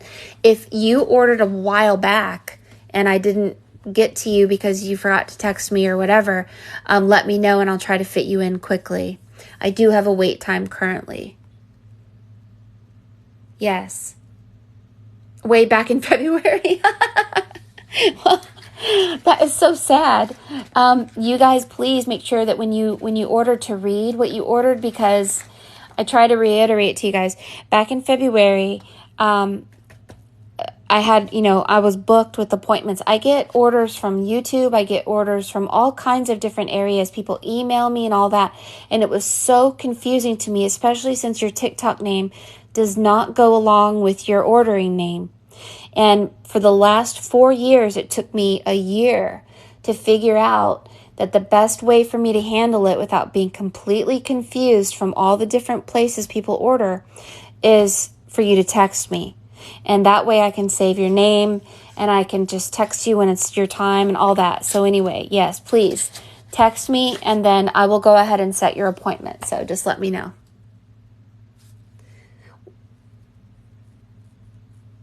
Yeah. You're welcome.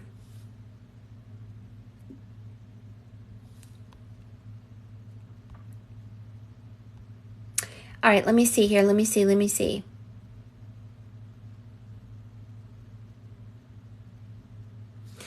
I don't know what happens when you have two souls. According to my readings, you're more like a vampire. I don't know.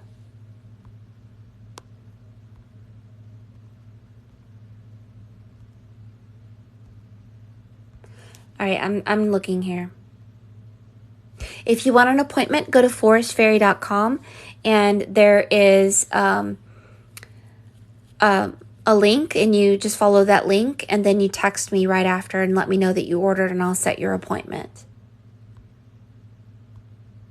All right, let me just look here. All right, so yeah, I'm looking at some of you guys saying if spirit leads you.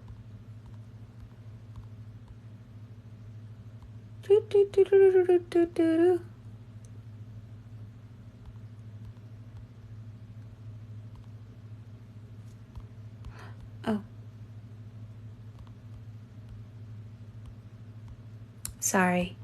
I'm going all the way back here to make sure I'm not missing anybody.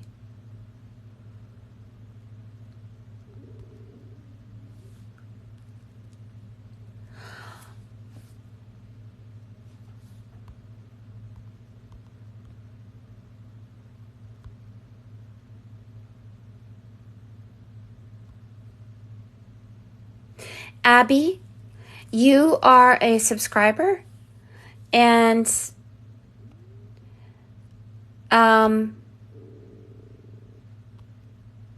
Miss Beverly, also, I know you said you couldn't afford one, but I would love to do a reading for you as well, but I think I'm going to go with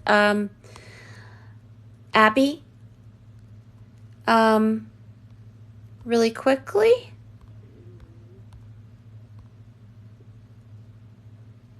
Oh, Burgundy, you paid? Burgundy Rush. What is your first name? So you paid, and then when did you pay? You paid in February? Anybody who paid me and I can't get a hold of them, if I've emailed them or you haven't texted me or whatever, I may have refunded you, because I just don't want to be confused. You know, I try to make it really easy for you guys to just text me, and if it's just too confusing and I don't know how to get a hold of you, then I just refund you. So let me know, because I don't want any of you guys, but it happens. It happens where you guys order and you don't read what you order. And then I'm the jerk. Oh, yes. Yes, you're welcome. No, there's not another Abby. It's you. And you're a subscriber. Is your name Abby?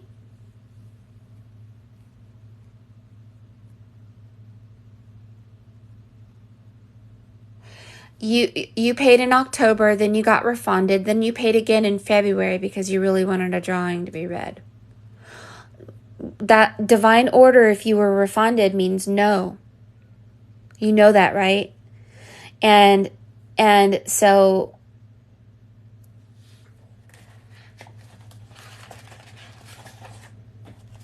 I know that you really want a reading, but we have to obey spirit. It's not about our feelings and our emotions. It's about whether something's in divine timing or not. So I don't know who you are, but you should text me. And if you text me and tell me that you paid, I will look into it and see if I refunded you or not. And if I feel led and spirit doesn't want to refund you again, then I will read for you and I will try to schedule you right away. Otherwise, please understand that sometimes spirit says no. And for whatever reason, it's not time to hear what spirit has to say. And we always are obedient to the Holy Spirit. It is never about money. Okay. Oh, Abigail, but you go with Abby. Oh, I love the name Abigail.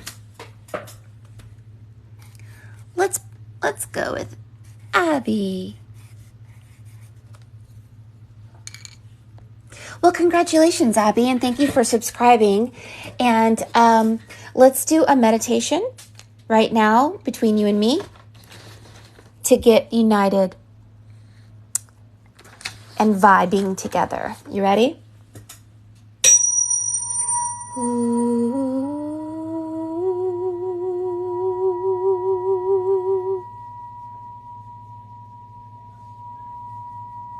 Abby, you and I are in a river. I want you to be I want you to be young with me.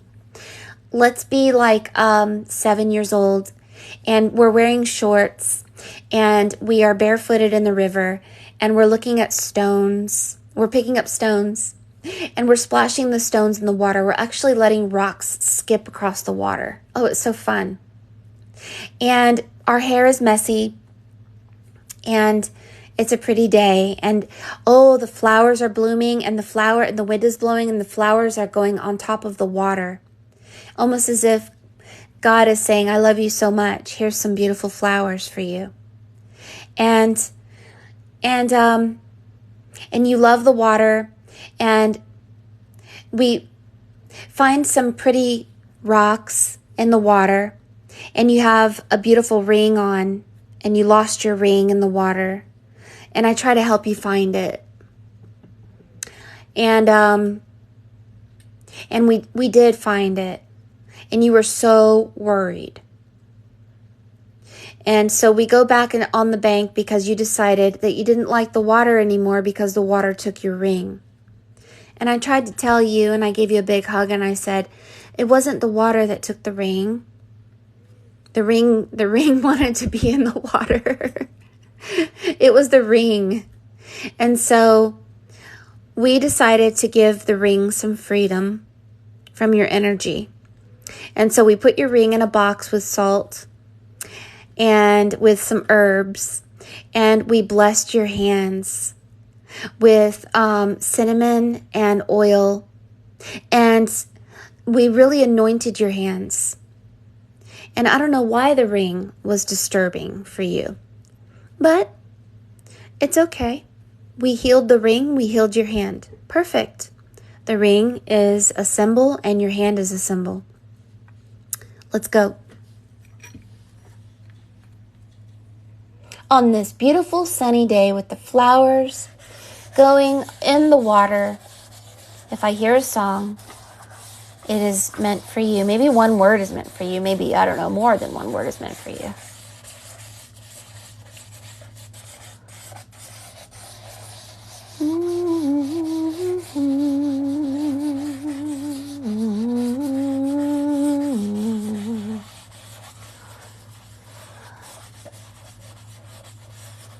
Blue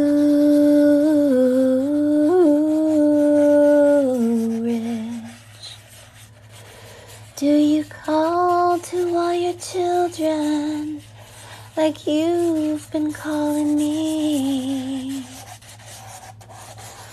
Blue Ridge, why are you calling me home?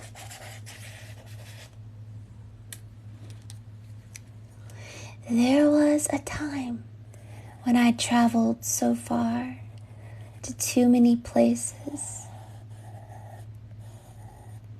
but all that I traveled and all that I learned were no consolation for all that I yearned. The dew on the laurel, the tall swinging vines, the clear mountain waters, the bluest of the skies. Take me back. Take me back to Blue Ridge. Do you call to all your children like you've been calling me?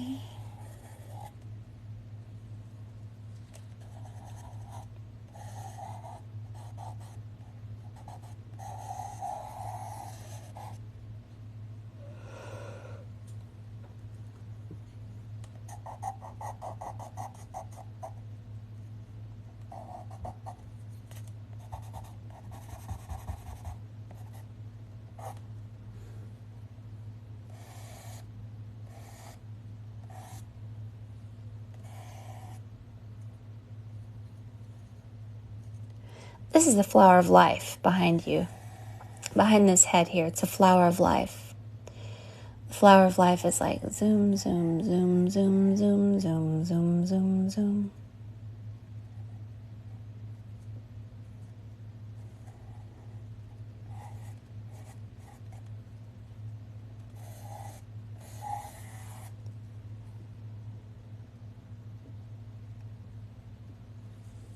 You have lots of people who are with you, lots of people who love you, the spirit realm.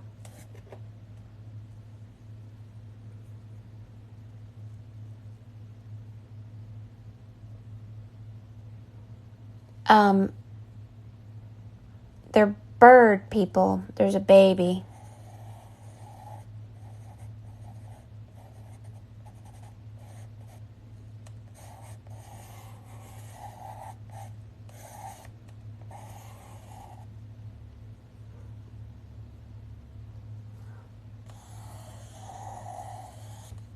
There's an older woman, much older.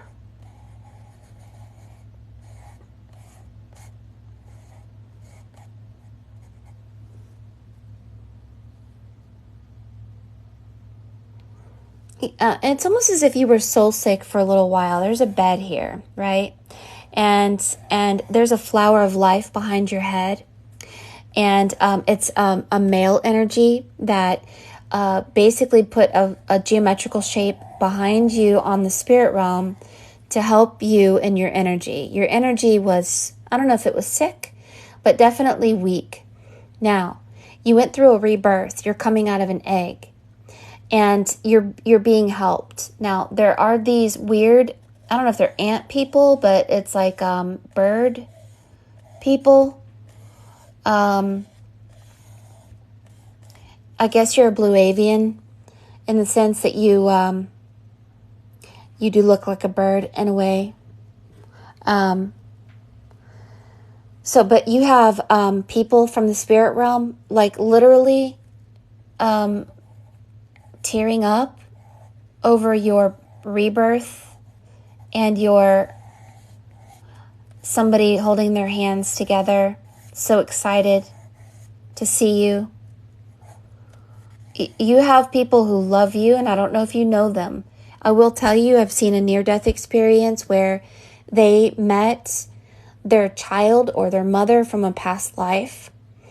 And these people come from a past life and they remember you, and you may not remember them, but you have a female that's crying because they're happy to see you, a male, another male, and another male, and an older woman here, and then a baby. Now, I don't know who or what that baby is, but you have these star eyes. They look like crosses, and they're like eyes that are stars. You're a star seed. But also,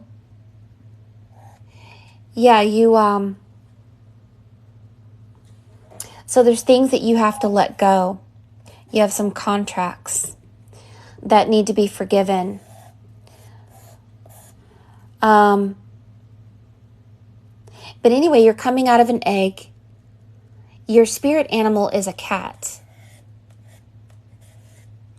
The cat has many different symbols.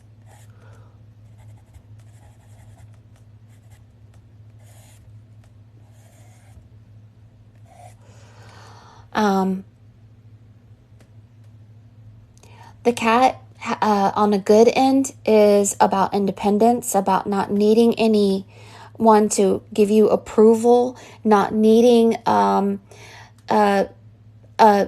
worrying about what other people are saying about you, about not having to ask for advice, becoming self-sufficient, taking care of your own energy and not trying to get someone else to give you power and energy. Becoming independent, cleaning yourself daily like a cat does, cleaning your energy, cleaning your thoughts, all of it. Now, the cat is also about low self-worth, the little abandoned kitten. So there's some things that you have to heal in your life, including low self-worth. And then your spirit animal will change. You have to move through the energy of the cat. The cat is going to beckon you to become a predator, in the sense that you have to go out in the world and sun gaze and activate your luminous light body like a predator looks for power or a prey. So you're going to be seeking out ways of activating yourself daily so that you don't depend on anyone else. This is that independent cat energy, and this is a male energy that's beckoning you or asking you to do this. So there's another energy here. You have so many spirits coming forward from the spirit world that are really helping you, because you it looks like you went through a hard time, and there's the letter P here.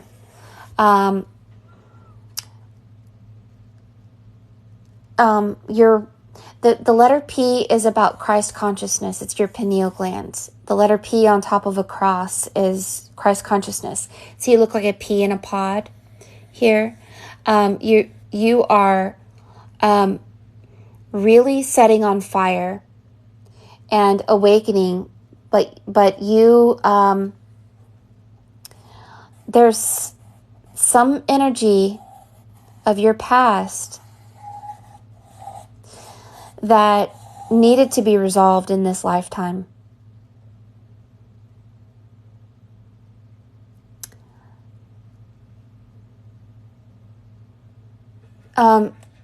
You came here to regain your memory and to fix your energy, because your energy needs to be the same frequency as your double for you guys to create worlds, and you will create worlds and universes and everything. And oh my gosh, everybody has a message for you. So I don't know who these people are, but they could be someone from this lifetime, or it could be from another lifetime. Let's let these individuals talk to you. So there's a bull here.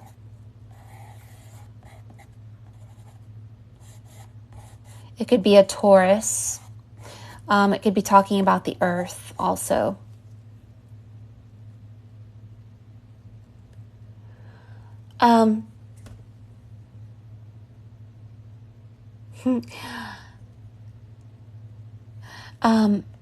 It says ZZZ, like,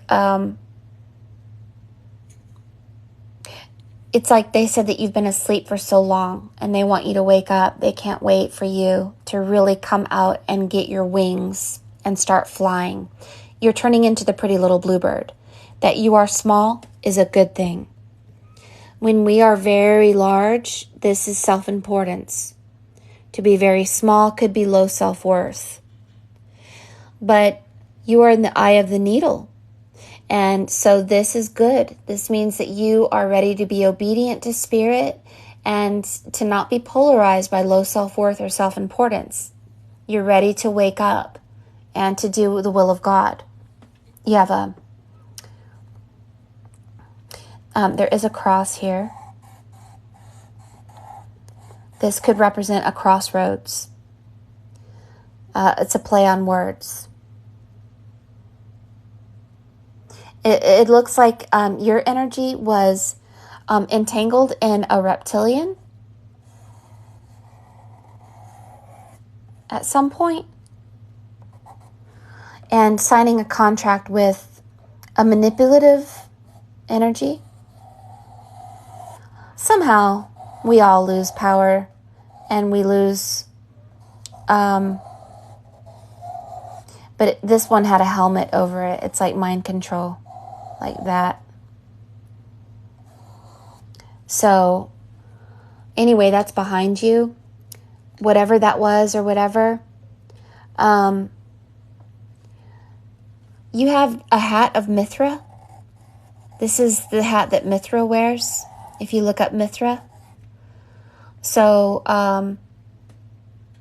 and somebody it has a bell, ringing a bell, basically saying, hey, my turn, I want to talk. So somebody's ringing a bell. This person is ringing a bell.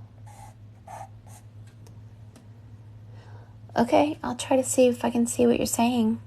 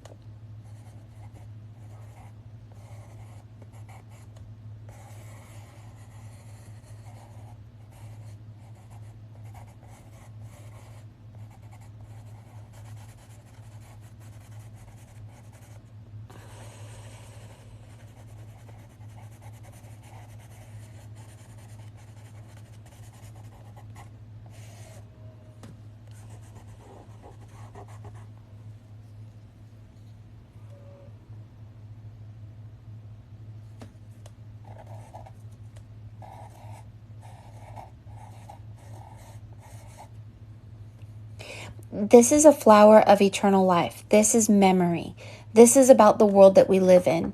Our world shifts and changes. Sometimes we're in the upside down world. Sometimes we're in the right side up world. Sometimes we're in the center. We're in the eye of the needle. You are in the eye of the needle.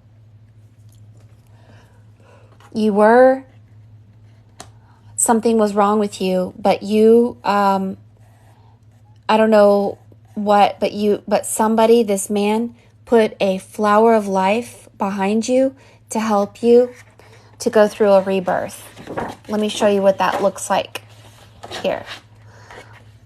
We live on a multidimensional plane, and this multidimensional plane has many of these. But initially we have this. There's the upside down world and the right side up world. This is the void. If you are in the void, many of us have been, you are in the boat, you are in the eye of the needle. You are in an in-between place. You are being helped. You are being taught.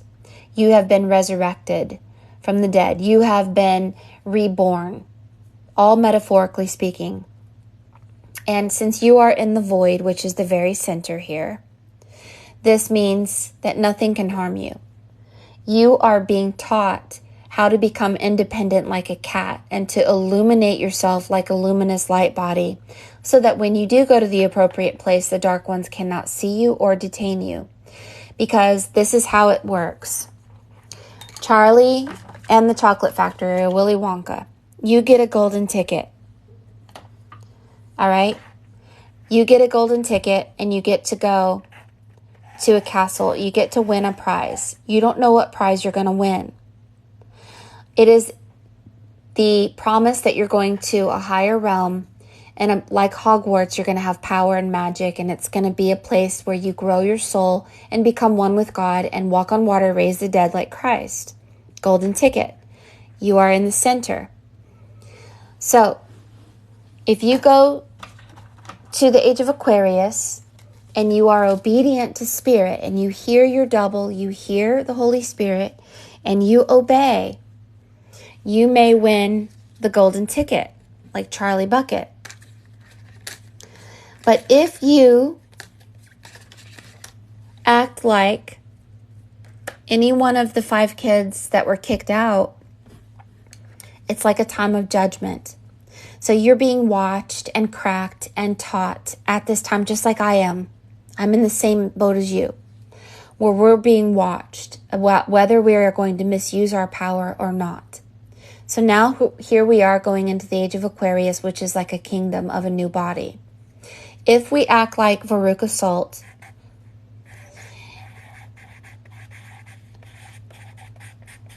like spoiled, and try to take our power and do whatever we want with it outside of the divine order of God, we will be kicked into the garbage. If we act like the boy who was a glutton and ate all the chocolate and had no thought of how his energy affected others, including stuffing his face in the river of chocolate, contaminating the entire river with his energy, we will be kicked out. If we are like Violet, who wants to be the best and be better than everyone, the great and mighty Wizard of Oz, self-importance, we will be kicked out. If we act like Mike TV and we think we know everything and we have disrespect about the ancient magical truths that are going to be given to us and the responsibility that is going to be given to us, if we handle it with disrespect, we will be kicked out. But if you act like Charlie and you are thankful, respectful, humble, listen to divine timing, don't try to intrude or insist, don't try to be better than other people or have low self-worth, you will remain in an upper realm and you will be trusted to become powerful with the keys to the kingdom of the Mansion of Many Rooms, which is much likened to Hogwarts, Emerald City, and Charlie and the Chocolate Factory. Just because we've been given the golden ticket doesn't mean we get to stay. We are being tested, and that's why people are watching you. You are being judged. Now, you haven't hatched, which means you have not been given the wings and the freedom yet. But you are in the eye, which means you are in the void. So, it is time to realize that God loves you and wants you to become powerful, but wants your obedience. The Holy Spirit wants your obedience. We must become independent and not depend on anyone else's energy, but you and the Holy Spirit and God. The God has your back. This is the flower of life behind your head. You are a Mithra energy. This is a Christ. And you also have a bird. You have the letter M here. So you have an ancient energy that's connected to the Mithra. So Mithra is always has a hat that looks like this, and he is always holding an orb. So for you to have Mithra, this is Christ consciousness, which is why you have the letter P. Let me show you what that looks like. Christ consciousness with the letter P. I have it written down here.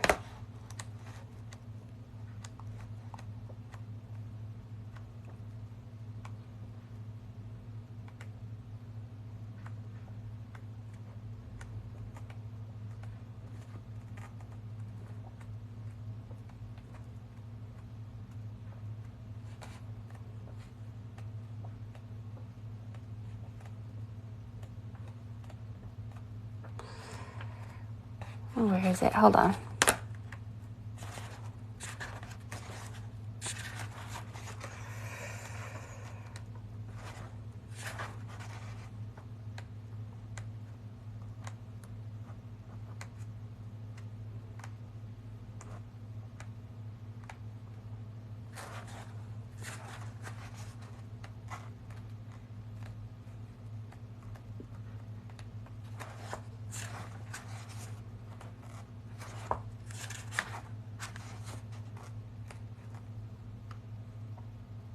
There it is.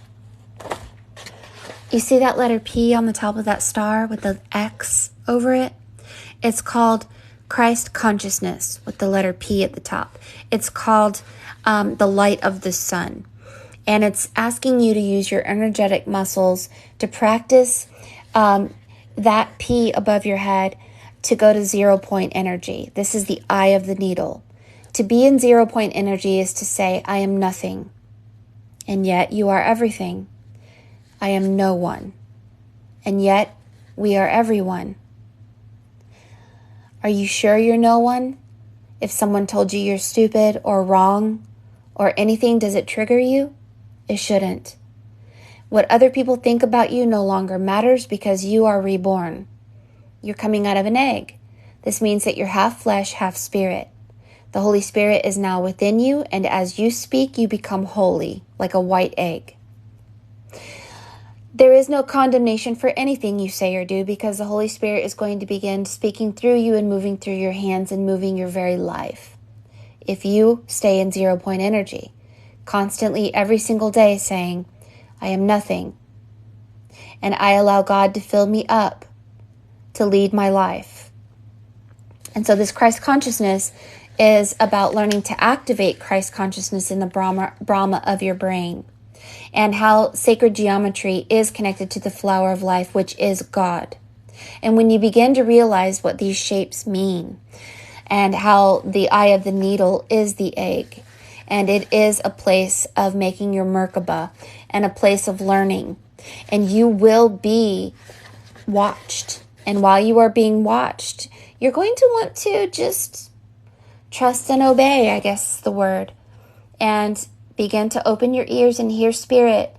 And if you feel sick, and if you feel sad, and if you feel angry or depressed, if you feel any of those things, ask yourself, who have you been thinking about? Ask yourself, who were you around? Ask yourself, what dimension did this energy come from? Ask yourself, have I been transmuting and collecting personal power every single day? Because really, our true essence is we are joy. And that's it. And so if we are anything but joy, then we picked it up from somebody else. And we have become really good at carbon copying other people's energy onto ourselves, their feelings, their thoughts, their everything.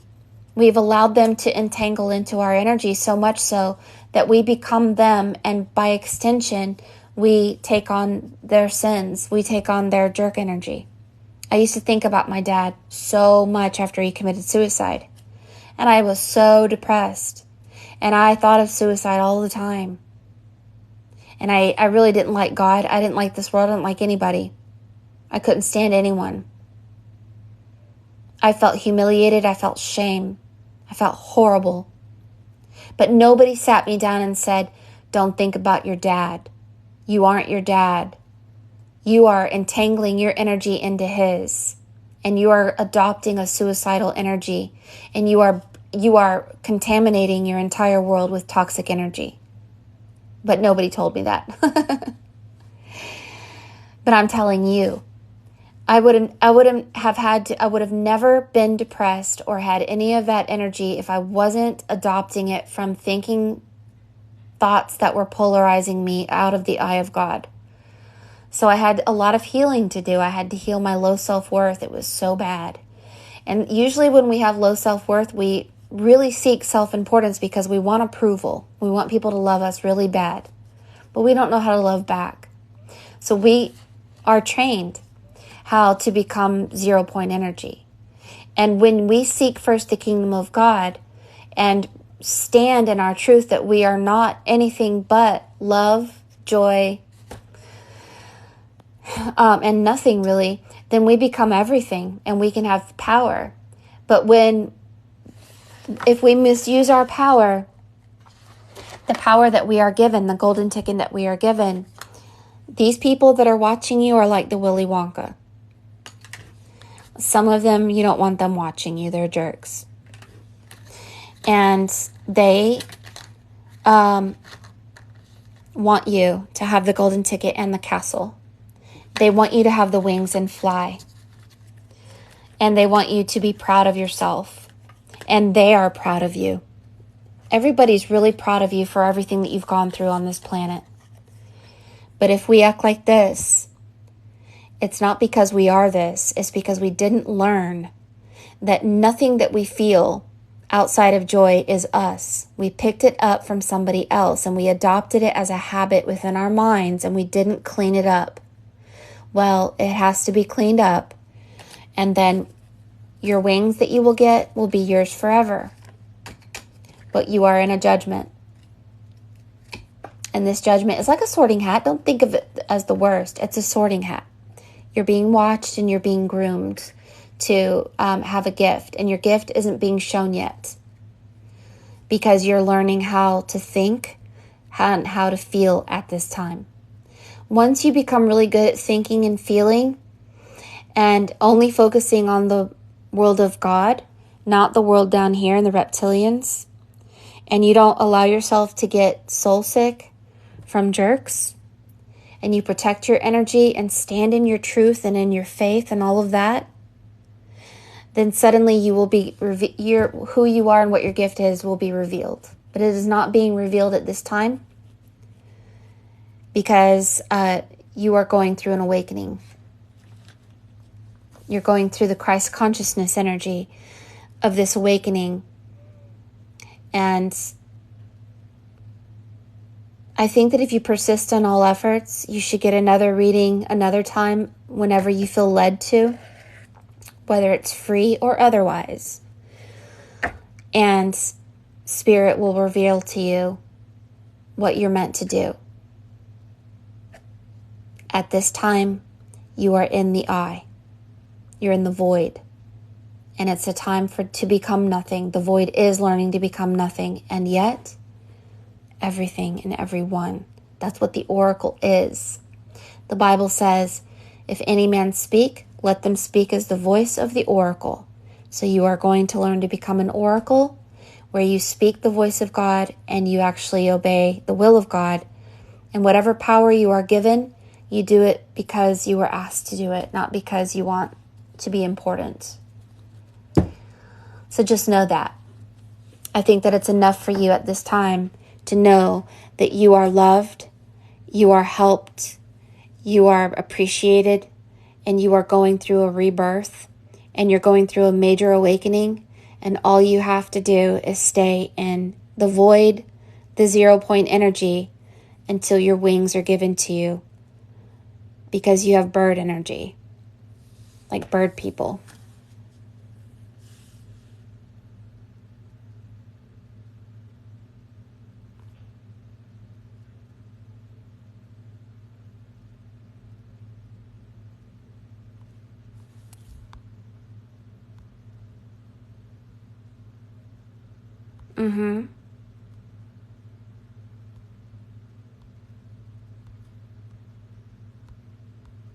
I'm looking at your comments now.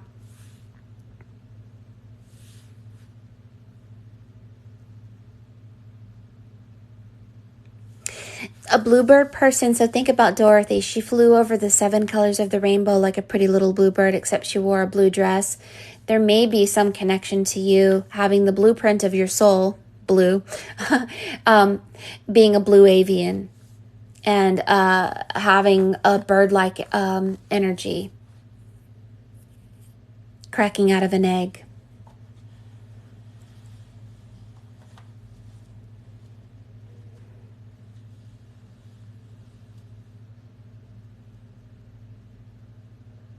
Everybody's watching you. It's so funny.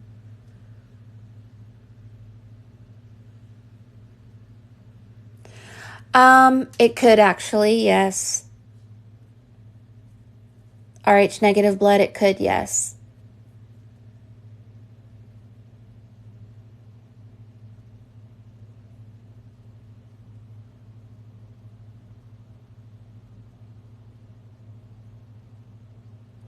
And I don't know what this little baby here seems to be some connection to.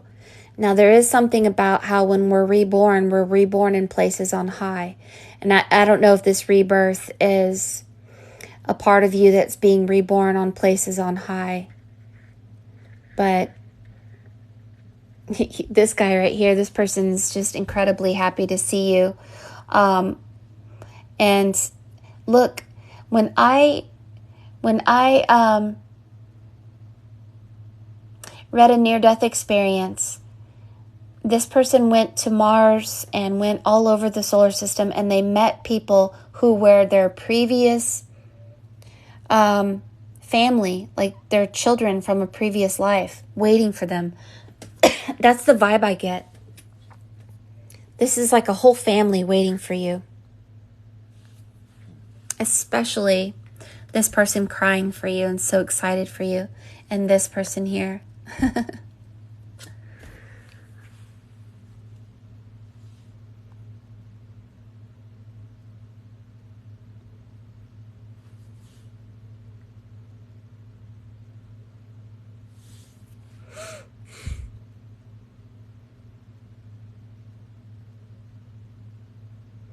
Well, take a screenshot. You have lots of other room to look at things if you want to print this out and see more than what I see. Don't just look at the black, though. Look at the white in the background. And you're inside like a cube with the white. And this cube is opening up into a cross. You know, a cube opens up into a cross. Now you have the opening of the cross at the end of the bed. And so when a cube opens up into a cross and you open out of your egg, this is going to be like a thief in the night. You're going to suddenly have these wings and you're going to be given a power. And this power should not be kept to yourself. You end up using it because God leads you to use it and you obey.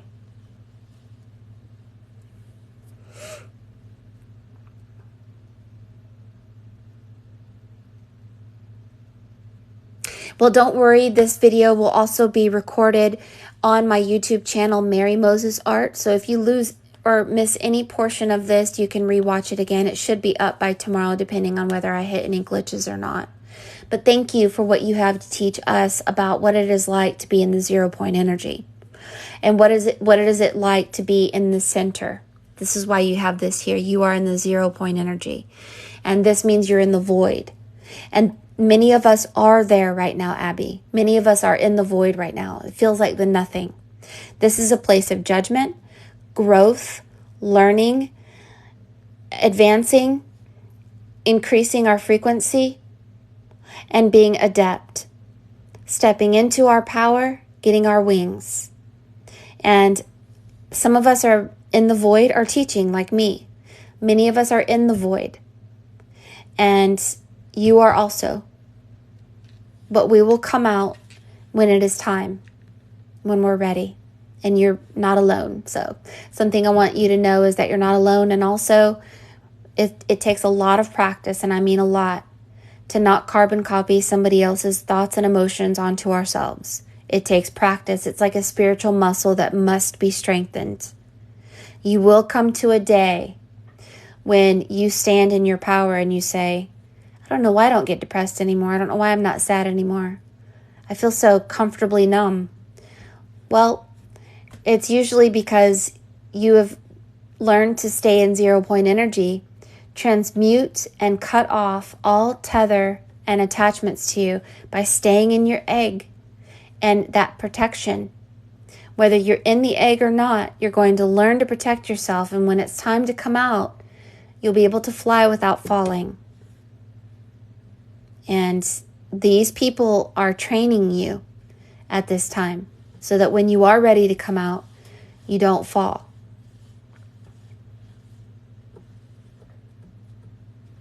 You should look into Mithra also.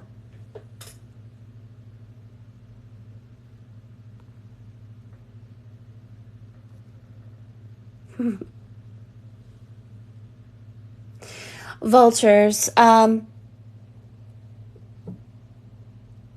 Laugh at them, Abby. It means that you're killing off all your negative emotions. They're eating them for you. Thank them. Give them more food to eat. Here's my anger. Here's my sadness. Here's my low self-worth. Here is me when I'm a jerk. Here is me when I think the worst of other people and the world. Da-da-da-da. And you go lay it at the feet of the vulture and let the vulture eat it. And then thank the vulture and laugh at it. And then suddenly, before you know it, pretty little bluebirds and doves and all of these things start flying around. And you start thinking on wonderful things because you no longer have anything to give to the vulture.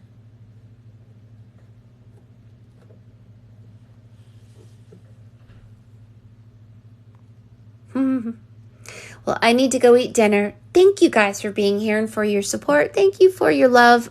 I hope you guys are full of life energy. If you don't know what a dodecahedron is, you better go learn. It's time to learn. Guidance. We must persist in all efforts to know exactly what God is saying to us and follow it and not question it. Your best mind. I've looked 365 sunrises into your future, and the answer is no. Do not bother yourself with pleasure seeking. Seek only that which brings happiness. Happiness is all that truly matters. I love you guys. We'll see you again tomorrow. Bye-bye.